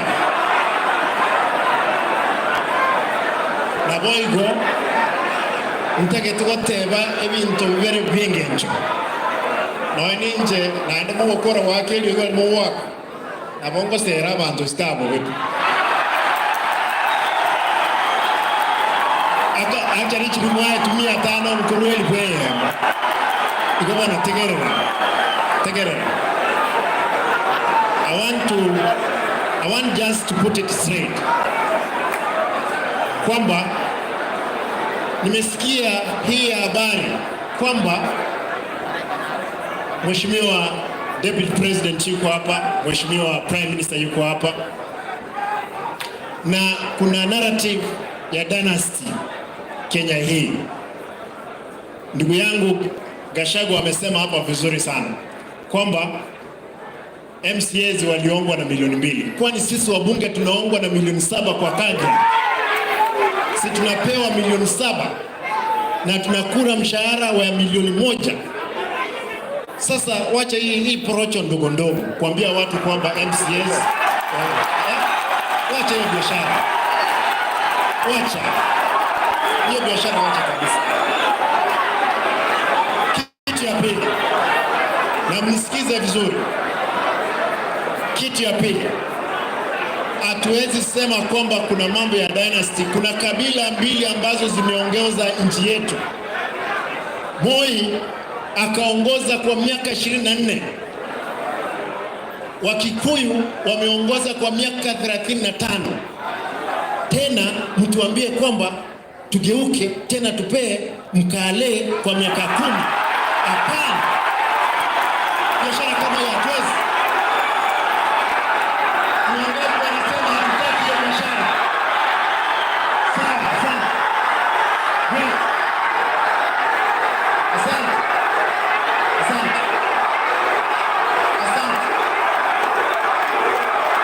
Nataka niseme Mheshimiwa Ruto, Deputy President, huwezi tembea hapa Kisii Usoro kaa hiyo ni ndogo. Usoro kaa Usoro kaa chini. Kaa chini. Hiyo biashara naijua vizuri bwana. Wacha. Kaa chini. Bwana Deputy President. huwezi kuja Kisii. Sisi kama wa Kisii hatuwezi kuwa kwamba watu ambao unatembea nao, it's not our face, unatembea na wezi wash. Hawa watu ndio unatembea na wao, unataka kufanya kwa hivyo nao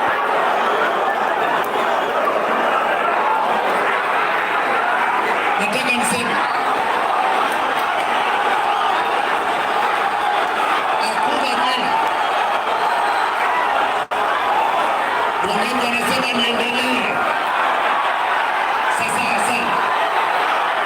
nataka nimalize kusema kwamba sisi kama jamii ya Kisii, naomba Bwana Deputy President, sisi wakati huo ulikuwa ODM pamoja na baba, ulikuwa watu wawili pamoja. Watu wetu wa Kisii wengi waliuawa kule Rift Valley. Omba msamaha hapa sasa. Omba msamaha kwa watu wetu ambao walikufa kule Rift Valley. Wacha. Hivyo nataka kusema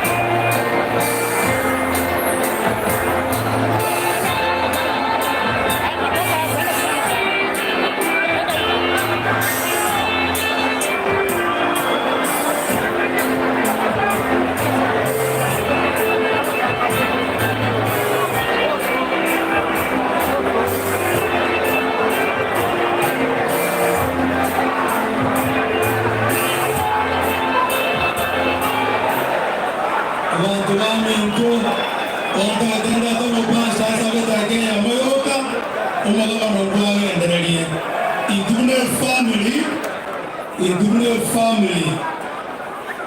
Abaga mura to abla direchindero.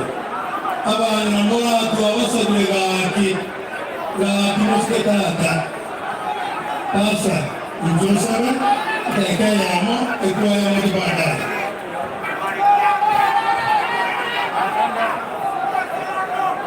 Atakari tunaomba kwa asante, tunaomba Baba yetu Mungu mkuu uliyetukuka na unayeketi katika makao ya amani, tunalihimidi jina lako tena mchana wa leo, tukisema ni asante kwa sababu wewe ni Mungu unayetuliza bahari. Asante kwa kutuletea viongozi wetu. Asante kwa sababu wamekuja kama wafariji katika familia ya mzee mwenda zake Abel ambaye amelala. Asante kwa wasemaji ambao wamekwisha kupita, lakini sasa wapo viongozi wetu ambao wamebakia, wanasimama kutoa rambirambi zao. Tunaombea familia ukaishike mkono na ukawafute majonzi. Viongozi wetu ambao wamesalia, gavana wetu James Omargongwae, kiongozi wetu wa ODM ambaye ni Raila Odinga, Deputy President wetu William Samoei Ruto, ni viongozi uliosimamisha ukawapaka mafuta kuongoza taifa hili la Kenya. Kenya haitaki kurudi tena mahali ambapo tulikuwa mwaka 2007, 2008.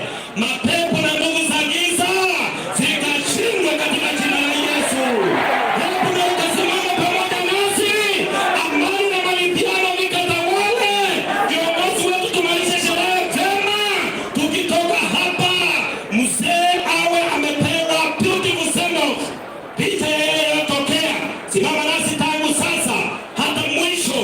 Ndio ombi letu kwa shukurani na pia imani kwake Kristo aliye Bwana na Mwokozi wetu. Amen.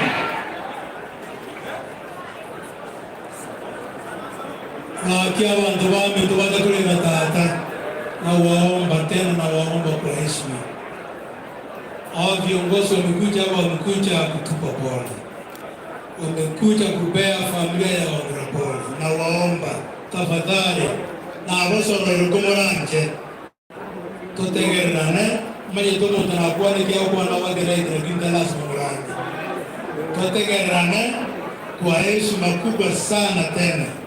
I want to invite my governor, my boss, James Omargongwae, and Dr. Taba.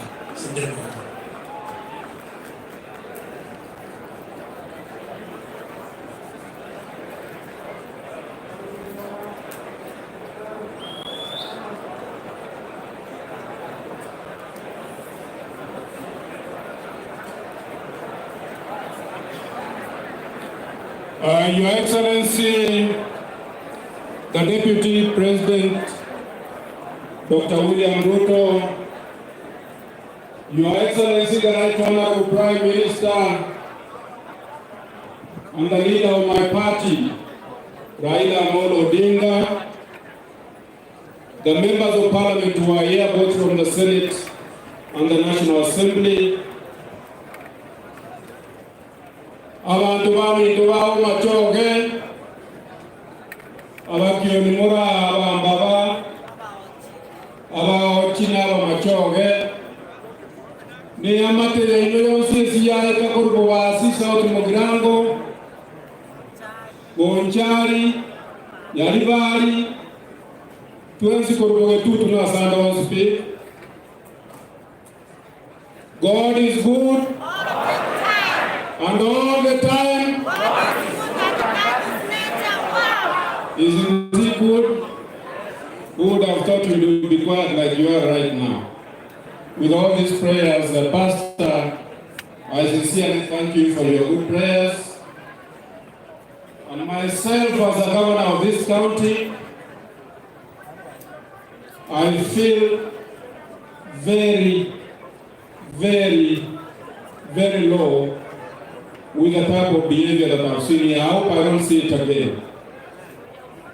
Because the old man here was 101 years. I wish I had taken over this program from the start. But I've now come here. Abagusiwa mindo dara kuwa na kende. Abagaka mbale ga mugaka tuwa disoma agenda. Onye mawamu wako mindo chair ya Council of Governors. Ato igoro mkutano na anga ato igoro etebia. Onye mindo matundura. Timati sikuwa ene kiagara matundura ili mwagotera wabagaka. Na timo igoro abasaye ero. Nigo para wese kuna chinkore. Bangaka bakaranya maruwa sebanu. Aina usi watera na basaye.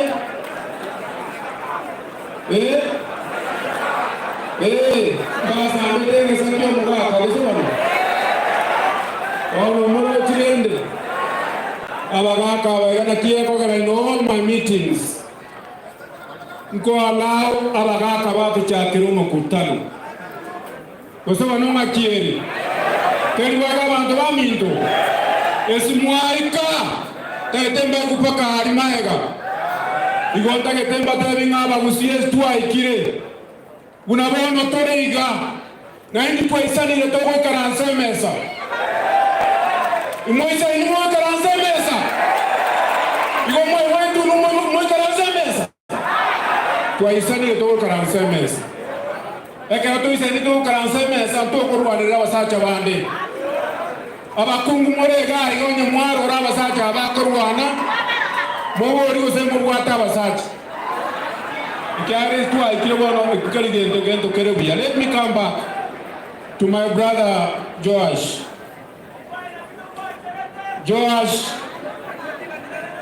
Mahangi. Even before I say that, I think it's extremely unfair that we have two leaders that I just want them to come here and just salute. Kimura Anche, Abande Baku, and Ababero Babu salute Goka. Almost send it to Nyamira, Nayuri, Kiara Kochakarabona, nobody is going to talk. Almost send it to Nyamira and Juga, and Jote Nava Korode. Almost what you mean to Mama, Ninavanto, Jote Nega. Omaswati onde koruoma be dino jigmumo chugo tenaga. Wanda Gladys. They are not going to talk. They will just salute to you. Minavanto. Senator Kwamboka. Lolo nare nare mnyokanere koruana nere tikacha Millicent Yomanga njua Millicent.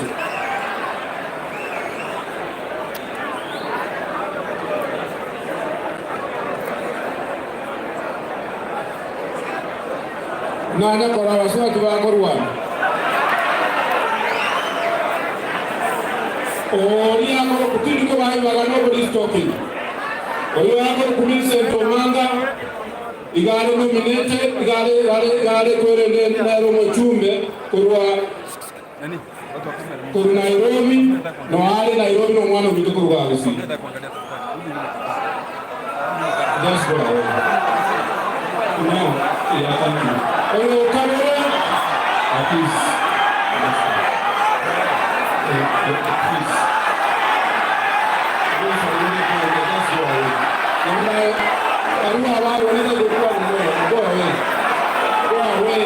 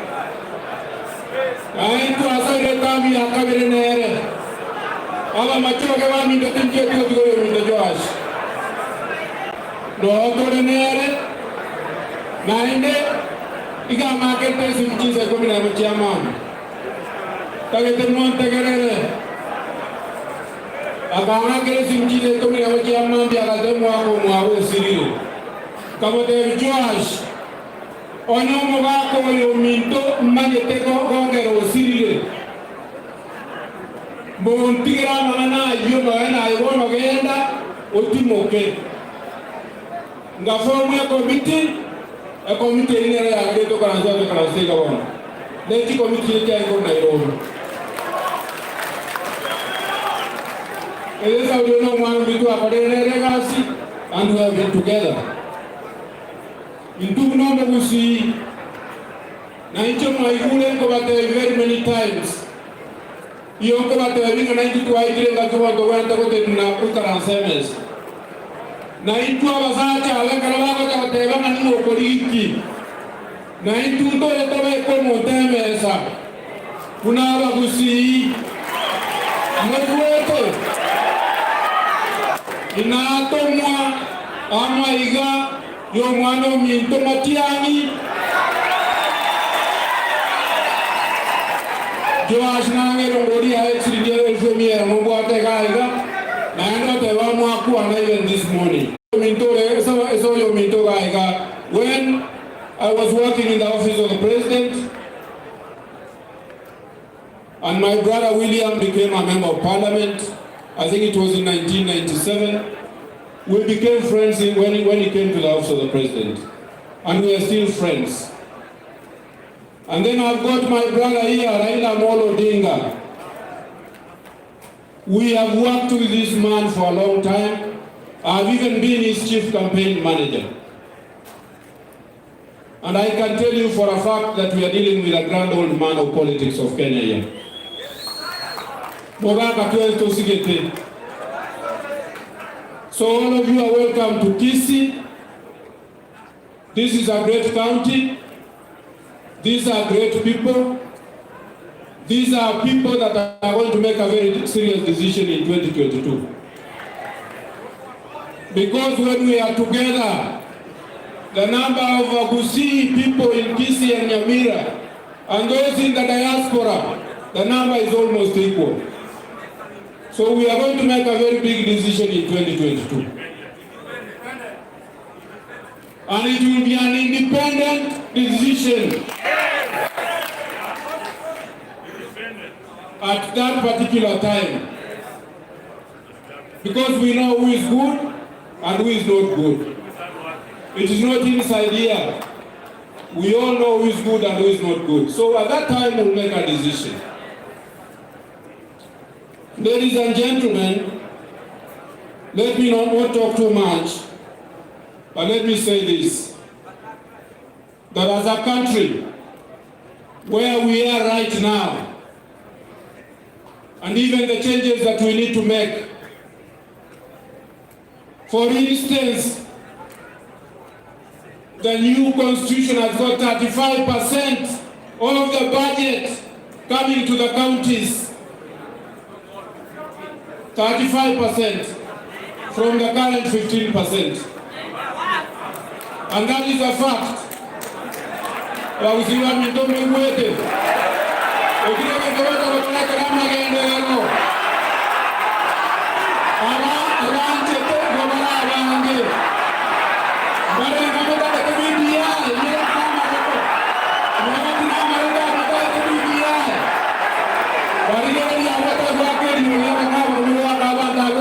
All those people are up to the back, they want BBI. That's a fact. So we are going to work as leadership in Kisii. I had somebody coming here, and I'm not ashamed to say it. You know when you are a having said that, ladies and gentlemen, it's now my singular duty to invite Baba to talk to us. Baba! Baba!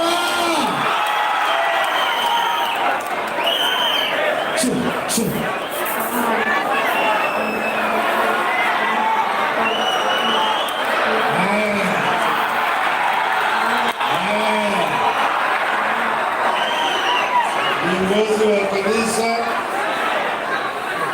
jamii na mzee Abel Gongera, abaguzi wote ambao wamefika hapa, Wemuri Wamare naende. Tumekuja kusindikiza baba ya rafiki yetu Josh Maangi. Mzee Abel Gongera ameishi miaka 101. Waswahili wanasema amekula chumvi. Amekula chumvi. Kwa hivyo tunasherehekea maisha yake, maisha ambayo ameishi. Amezaa watoto, akawasomesha, akawa tena na wajukuu na watukuu. Kwa hivyo maisha yake imekuwa maisha mzuri, ameishi maisha mzuri hapa ulimwengu. Sasa kwa hivyo tunasema yeye sasa aende pumzike palipema peponi. Sasa sisi tumekufika hapa. Hapa si siku ya kupiga siasa. Tumekuja kwa mazishi, kwa maombi. Naona msukumano hapa na pale. Hiyo si sawa sawa. Najua Abagusi bao tunajua ni watu wangwana, watu ambao wanapenda amani. Na demokrasia inasema ati hata kama mtu nasema unaenda mbali wewe hutaki, wacha yeye aseme tu.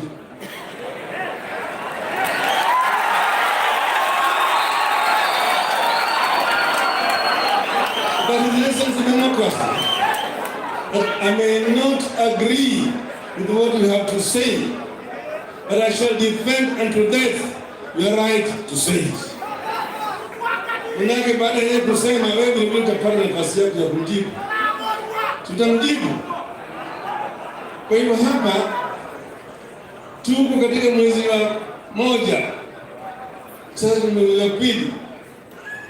Uchaguzi ni mwaka ujao mwezi wa 8. Hatujaanza kwa mambo ya kampeni. Kampeni bado.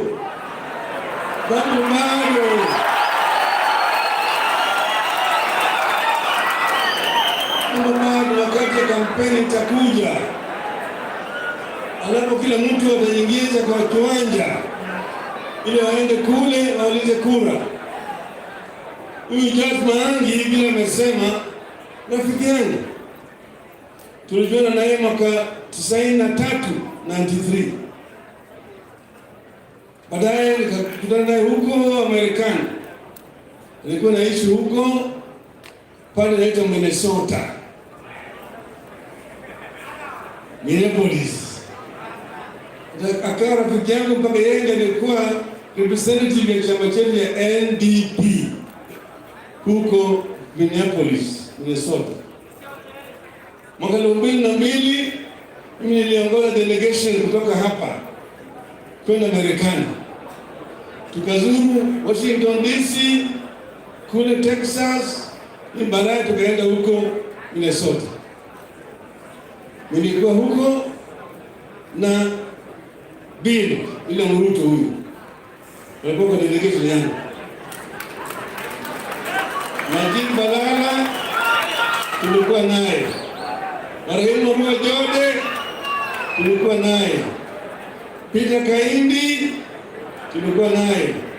Professor Tumbo Heri tulikuwa naye. Kabeta Dagala tulikuwa naye. Mama alikuwa Mrama huko Minnesota. Lakini baadaye tukakuja tukatuliza maneno mpaka kila mtu akapata nafasi ya kuongea. Kwa hiyo mimi na Josh Maangi ndio nilimwambia yeye arudi Kenya. Nakaja hapa na nikamuunganisha yeye na Ongwae waende kusimamia hii kiti ya ugavana na naibu ugavana. Hata baadaye mwaka hii ya juzi ya 2017 sangine ile kwa na yumba namna hii.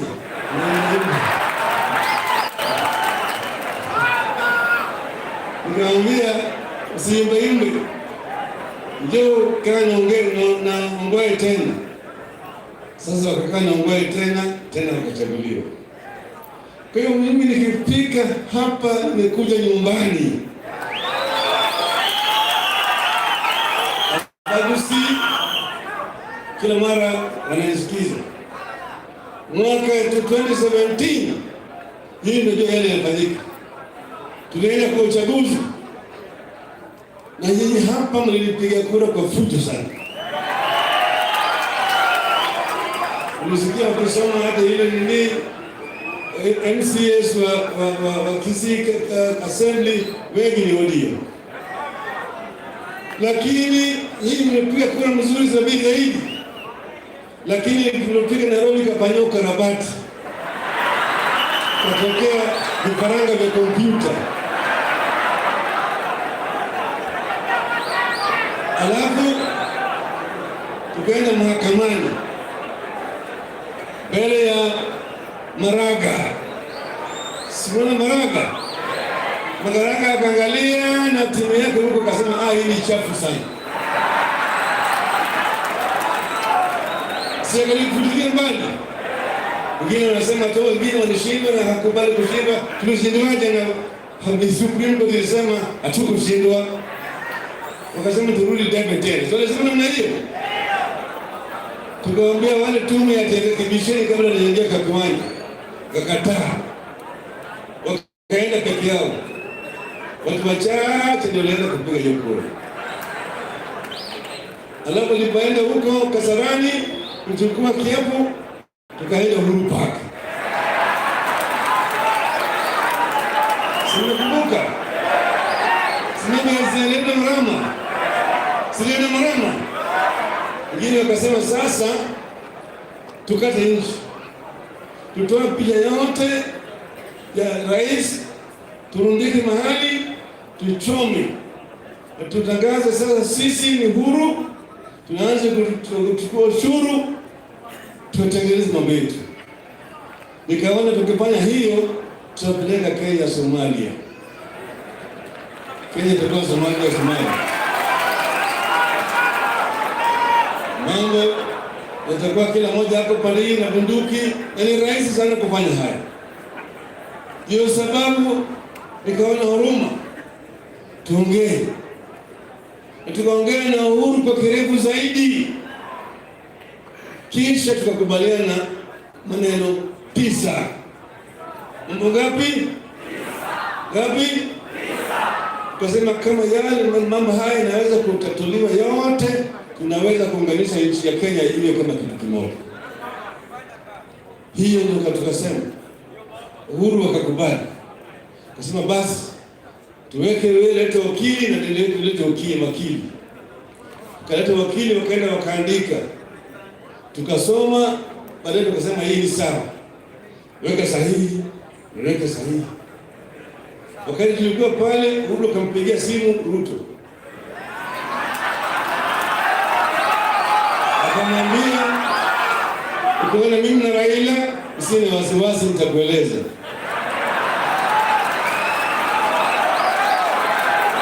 Na mimi vile nikampigia Kalonzo. Kaambia Kalonzo, kuniona mimi na Uhuru, usiwe na wasiwasi, nitakueleza. Tukahusisha kwa yale ambayo tulikuwa tunafanya yote.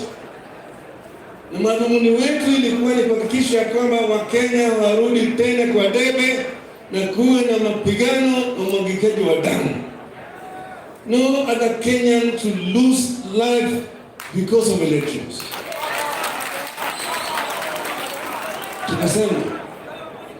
Tukasema sisi tunataka kumaliza mambo ya ubaguzi ya kikabila, ambayo ukiangalia hata ile cabinet ya sasa ya Jubilee ni makabila mbili za watu wengi zaidi huko ndani. Tukasema tunataka Kenya iangalie pembe yote ya Kenya, sio tu kwa cabinet, lakini vile kwa vidogo hapo chini, hata kikazi. Mtoto akienda kufanya interview unatafuta kazi, asiangalie kusikia mamani, nenda ngambo hii. Mutua, nenda ngambo hii. Onyango, ngambo hii. Mpaka uwe mimi fulani ndio uende ngambo hii nyingine. Hiyo sio Kenya tunataka. Na wako pale ndani, Uhuru yuko pale na Ruto yuko hapa. Sisi hatukukubaliana tutaingia kwa serikali ya Jubilee. Tumebaki kando. Umesikia ODM mmoja hapo ndani ya serikali? Ni waziri katika serikali. Iko? Kuna ni wao wenyewe. Sasa mambo kama Maina Mrama ameanza sasa kusema hii sio kwa makosa yangu, kwa ya fulani, kwa ya fulani. Shauri yenu. Mtoto ni yenu. Nyinyi mnakuwa kapu mbili. Mnaenda kule mkafanya mambo yenu. Mtoto natoka sasa mimi nasema hiyo si mtoto yangu. Ni mtoto ya nani? Si walikuwa wawili.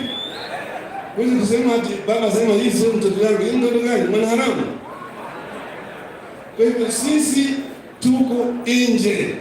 Hatutaki kupakwa na matope na machafu ya Jubilee. Hii iko pale.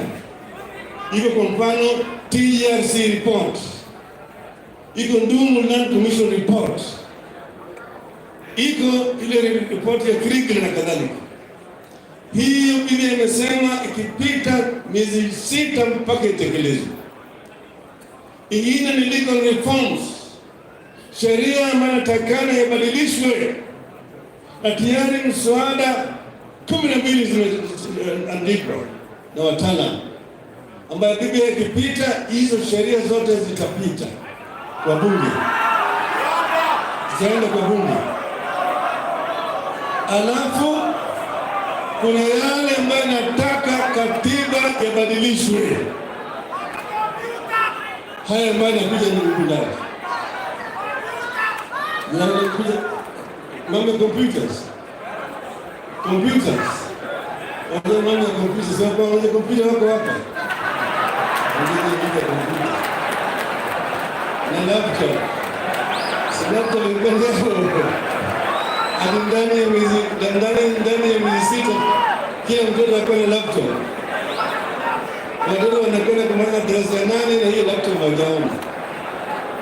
Lakini sasa sisi tunaangalia juu ya hii. Umesikia mwingine anaangalia juu ya Bobasi constituency. Yale ambayo iko ndani ya BBI ni recommendations kwa upande ya constituencies. Tume ya uchaguzi IEBC itaangalia na itadetermine hili constituencies ambazo zina idadi ya kutosha ambaye itaongezwa, itagawanywa na ile itakuwa pembeni.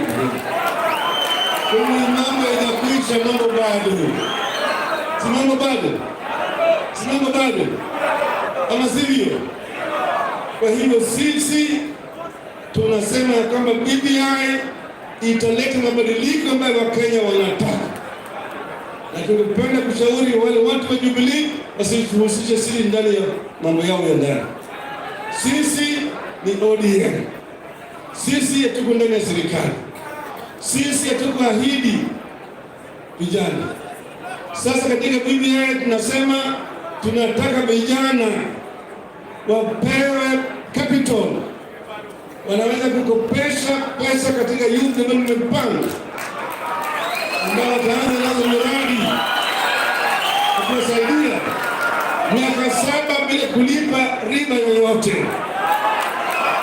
Hii ni njia ya kusaidia vijana waweze kukaa waajiri, waanze biashara ambayo inanawiri inayotoka katika hali ya ufukara. Sisi hatujaahidi vijana wheelbarrows. Wheelbarrows zitakuja baadaye. Wheelbarrows zitakuja baadaye. Sisi nasema ati ile high-tech economy ambayo itazalisha kazi milioni 1 kila mwaka zinaenda wapi? Sasa baada ya hiyo kazi ni milioni 1 unaambia watu wale wheelbarrow. Ati mkokoteni. Ndio kabisa.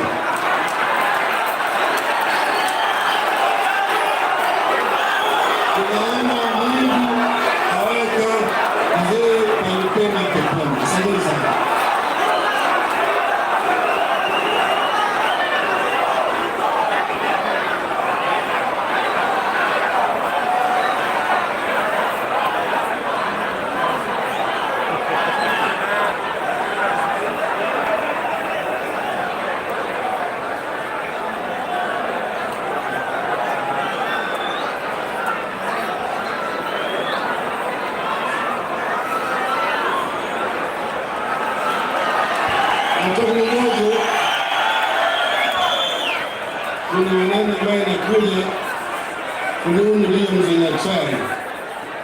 Hatuna uhakika, tunamwomba Mola, manake kuna maneno yanakuja na bado hajathibitishwa. Kwa hivyo tunasema wakati huu tutaomba Mzee Nyachae.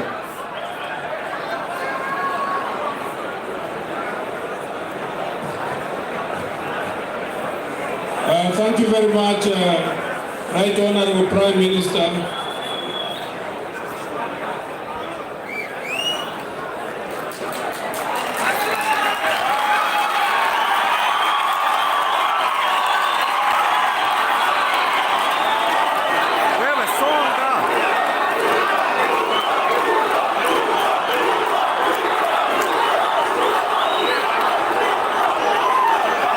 Thank you very much. Please be quiet.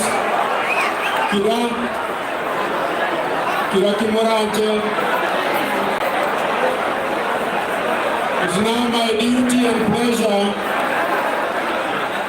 There are a number of deputy governors here, but deputy governors, I hope you understand, wherever you are, please stand and just wave. You do understand the situation. It's now my honor and duty to invite our Deputy President,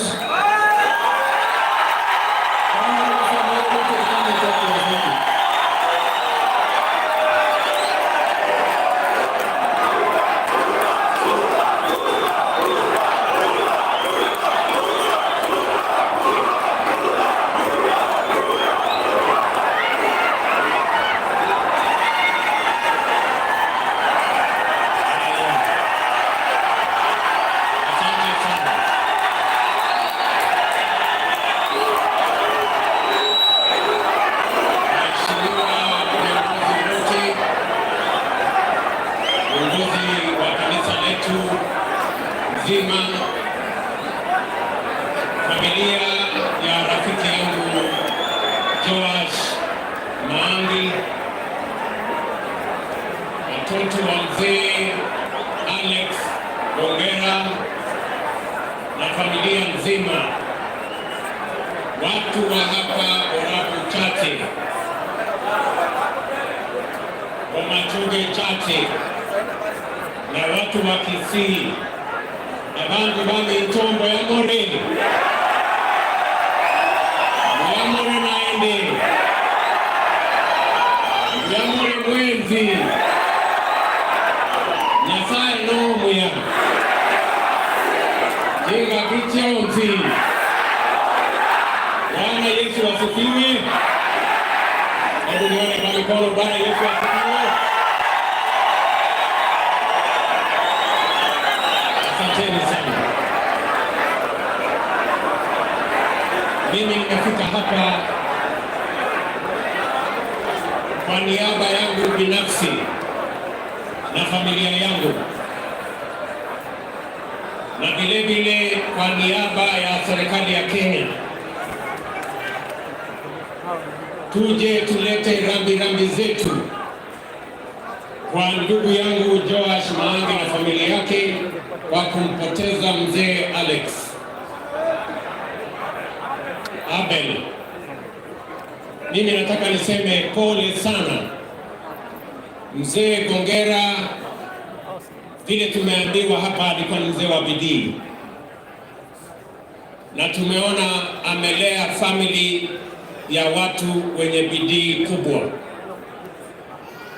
na tumekuja kusherehekea pia baraka ya Mungu kwa mzee huyu. Miaka 101 ni baraka ya Mungu, sio wote wanaweza kufika pale, na ndio tumekuja hapa kusema shukurani kwa Mungu kwa kutupa mzee huyu alee familia, na tumebahatika kupata kutoka hiyo familia, tumepata marafiki na viongozi. Tunamshukuru Mungu. Deputy Governor wa Kisii akiwa ni mtoto wa mzee huyu, ni mtu amelelewa na mzee ambaye alikuwa ni mtu wa bidii, najua hivyo kwamba alikuwa ni mtu wa bidii, kwa sababu rafiki yangu huyu Joash Maangi wakati alipanga safari ya kwenda Marekani alikuja kwangu. Mimi nilikuwa na hustle hapo City House hapo Nairobi, na nilikuwa nauza tikiti ya ndege. Huyu muungwana, sio ya kwamba nilikuwa na pesa ya kumnunulia tikiti, lakini ni kwa sababu ni mtu wa kujipanga. Alinipatia hundi ama cheki yenye haikukuwa na tarehe, na akaniambia siku moja nitakuambia lini utaweka cheki hiyo kwa benki. Na akachukua tikiti, na mimi nafurahi ya kwamba nilichangia mahali padogo yeye aende Marekani. Nasema pongezi rafiki yangu Joash Maangi. Wengi wanashangaa urafiki yangu na Joash Maangi, hata wakati tuko kwa vyama tofauti, sisi bado ni marafiki kwa sababu mahali tunatoka. Kama mtu amekuinua mahali kilikuwa kimeumana, lazima kwa maisha yako umkumbuke. Na ndio sababu hiyo huyu muungwana ni rafiki yangu. Mimi nataka niseme asanteni sana wale mliokuja, tumsindikize shujaa huyu mzee Gongera. Na kwa sababu nyinyi ni watu wazuri, na vile imesemekana hapa, mlitupatia kura zenu, Mheshimiwa Uhuru Kenyatta na mimi tukaunda serikali ya Kenya, na kuna mambo tulikubaliana na nyinyi. Kuna wengi ambao wako na maneno wanasema Jubilee haijafanya chochote. Mimi nataka niseme hivi. Wakati tumechukua usukani 2013, watu waliokuwa na stima hapa Kisii walikuwa watu 27,000.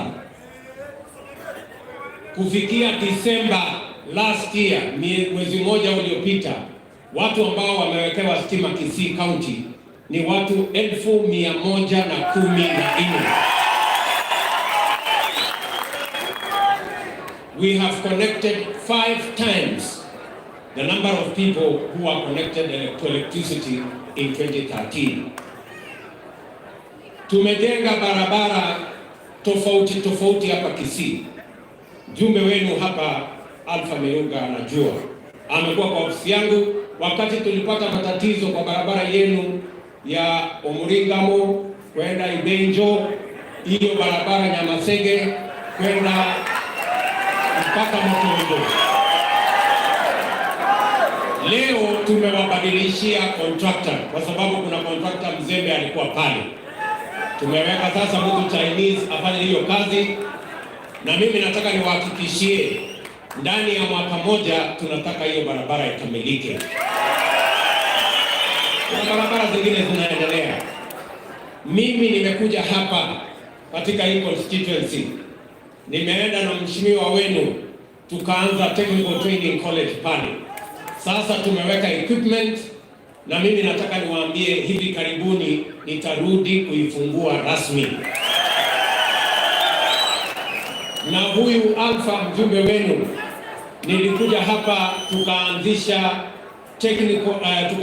Kenya Medical Training Center ambayo saa hii inaendelea kujengwa, na nataka nimshukuru mjumbe wenu kwa kuweka pesa za CDF ndio tuweze kujenga. Na mimi nataka niwahakikishie hata sisi kama national government we are going to support that KMTC.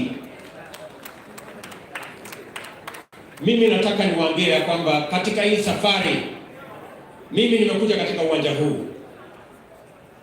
Wakati nilikuja katika uwanja huu, mliniuliza tujenge madarasa hapa katika shule ya Tendere hapa primary school, na niliwapatia shilingi 1.5 milioni ya kujenga hiyo shule. Nilikuja katika uwanja huu ili kuunga mkono mahasla, watu wa bodaboda wa hapa constituency yenu hii. Ni kweli ama si kweli? Na ni kwa sababu mimi ninaamini ya kwamba tunaweza kumsaidia mtu mdogo na biashara yake, na kwa sababu kuna Mungu mbinguni, hiyo biashara yake siku moja itakuwa biashara kubwa. So mimi nataka niwaulize ndugu zangu, tumekuja hapa kusindikiza mzee ambaye alifanya bidii, alichuna chai, akafanya biashara mbalimbali, akafanya mambo mbalimbali ili kuhakikisha ya kwamba watoto wake wanasoma na watoto wake wanalewa vizuri. Na waulizeni, sisi tuende tuweze kutembea pamoja, na wakati ukifika, ninyi wananchi ndio wenye kuamua. Ni kweli ama si kweli? Ni kweli ama si kweli? Mimi najua mnasikia Kenya hii iko na mambo mengi. Watu wanasumbuka na mambo ya hasla na mambo ya wiba. Mimi nataka niwaambie watulize boni. Hasla si adui ya mtu yeyote. Adui ya hasla sio mtu tajiri. Adui ya hasla ni umaskini na ukabila. Mimi nataka niwaambie, tafadhali, niliwaahidi ya kwamba tutabadilisha mjadala Kenya hii. We said we are going to change the conversation in our country. It is not going to be about leaders and positions and power. It is also going to be about ordinary people. Mtu ya mkokoteni, mtu ya wheelbarrow, mtu ya mama mboga, pia wao ni wa Kenya and they must be part of the conversation. Unaelewana jamani? Mimi nashangaa watu wanasumbuka na wheelbarrow. Shida yenu ni nini my friend? Kama alama ya chama ni wheelbarrow, si ile alama ya chama ingine ni chungwa, na alama ya chama ingine ni gugu, na alama ya chama ingine sijui ni umbrella. Sasa wheelbarrow inawasumbua kwa njia gani?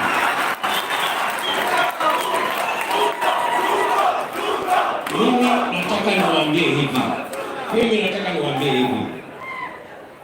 Siku nyingi tumeambiwa yale mambo former prime minister alikuwa anasema hapa. Siku nyingi tumeambiwa tutazalisha uchumi, alafu vijana watapata kazi, alafu itapatikana kazi. Mimi nataka niwaambie vijana wa Kenya hawataki tena kuambiwa. Mnisikize vizuri. Na nataka wale wanatushutumu watusikie vizuri. Mimi ninasema hivi, vile tunaweza kusaidia kampuni ya Safaricom, vile tunaweza kutengeneza business environment ya watu wa Kenya Power na watu wa Kenya Breweries na wale wanafanya biashara kubwa, tunaweza pia kutengeneza environment mtu hapa chini aweze kufanya biashara yake, kwa sababu kazi ni kazi na biashara ni biashara. Nani alisema, nataka mnisikize vizuri, nani alisema eti lazima mtu apatiwe kazi na kampuni kubwa? Hata huyu mdogo hapa anaweza kufanya biashara hata na yeye. Business must not necessarily be big business. Even small enterprises are equally business, and that is what we must support. Vile tunaweka pesa ya CDF, nataka mnisikize. Tunaweka pesa ya CDF saa hizi milioni 100 kujenga shule na kufanya maendeleo mengine.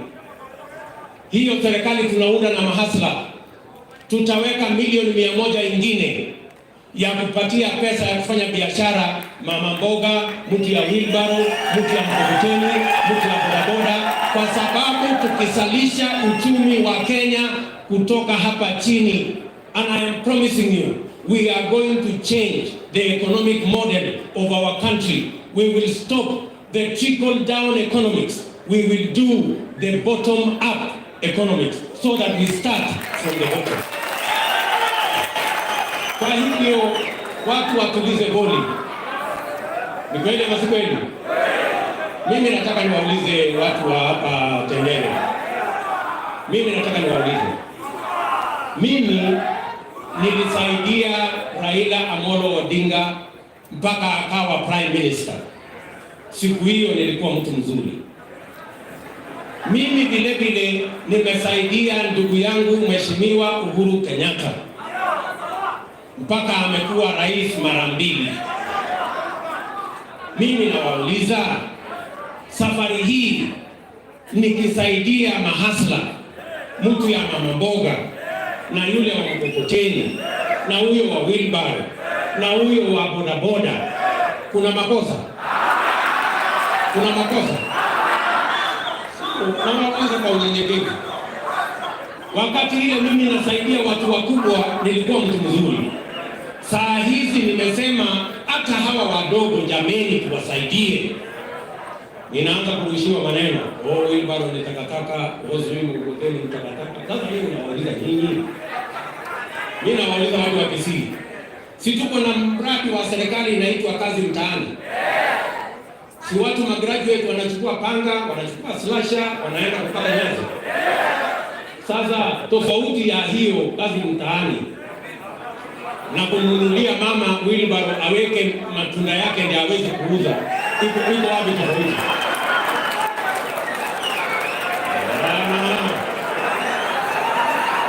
Wajinga wameisha Kenya, marafiki zangu. Hakuna watu wa kudanganya tena.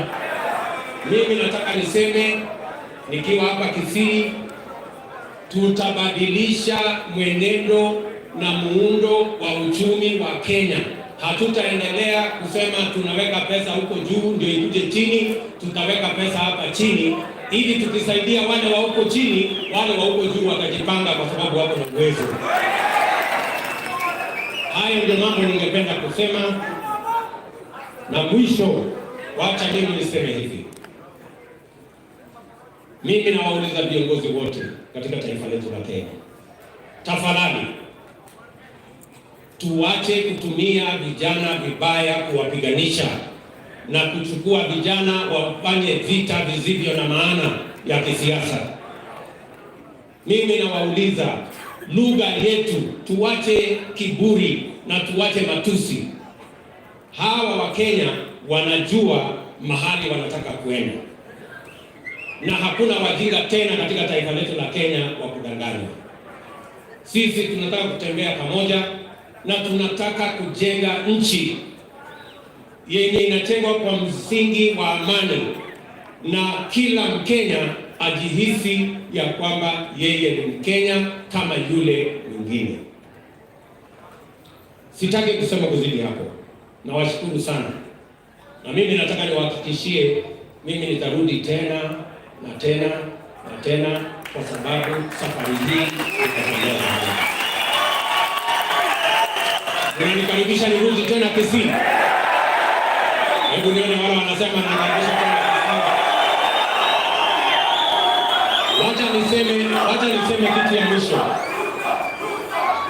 Nimeongea na rafiki yangu Charles Nyachae.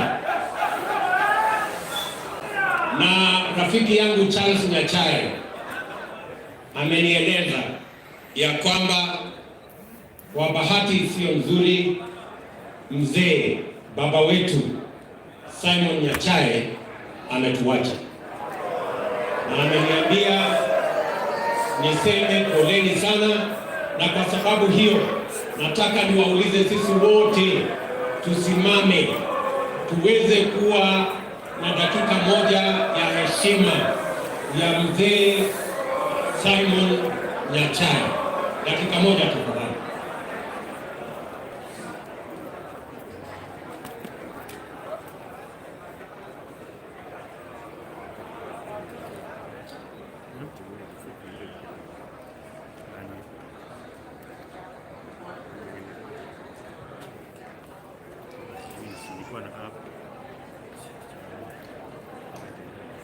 Poleni sana kwa huyo shujaa wa taifa letu ambaye tumempoteza. Poleni tena, poleni watu wa Kisii hapa na Wakenya wote. Na mimi nataka niseme asanteni sana kwa kunisikiza. Nyasaye abaseseni.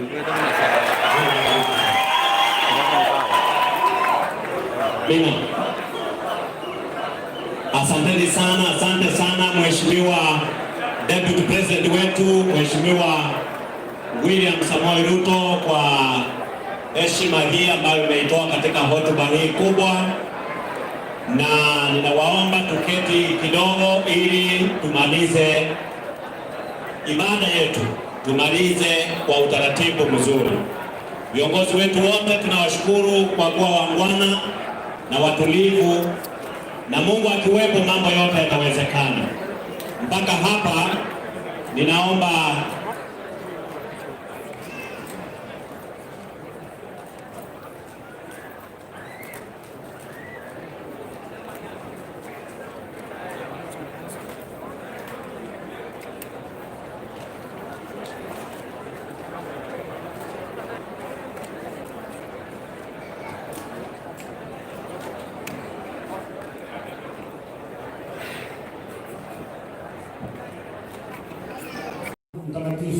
Mtakatifu Baba uishiye juu mbinguni, sifa na shukrani kurudia wewe kwa ajili ya sherehe ya mwisho ya mzee Abel ambao tumemaliza salama salamini. Tunaomba Bwana kwa wakati huu tunapoachana na ndugu zetu, wengine wakienda mbali na wale wako karibu, tunaomba Bwana utuongoze. Hata mazishi ya siku hii ya leo Bwana ilete utukufu kwa jina lako. Asante kwa amani ambayo imerejea. Tunashukuru na kulimini jina lako. Tunapoondoka hapa, hebu Baba utuongoze, kila mmoja akifika kwake salama salamini. Sifa na shukrani itakurudia wewe kwa ajili tunaomba katika jina safi la Yesu Kristo aliye mwokozi wetu, na kila mmoja aseme amen. Amina. Amen. Asante sana. Asante, thank you very much. Asante sana, asante makanisa yote, mmeparticipate vizuri. Wale walipata fursa ya kuimba, asante. Yote mmefika, asante. Thank you very much. God bless you. Baba. Asante. Mungu awabariki.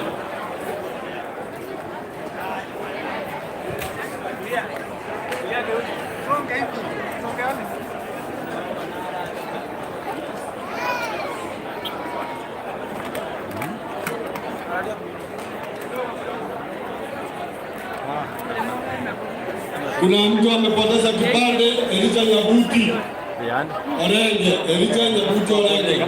Tafadhali kipande yako, wallet yako iko hapa. Elijah Nyabuti Orenge. Elijah Nyabuti Orenge. Wallet yako iko hapa na kipande kitabuza.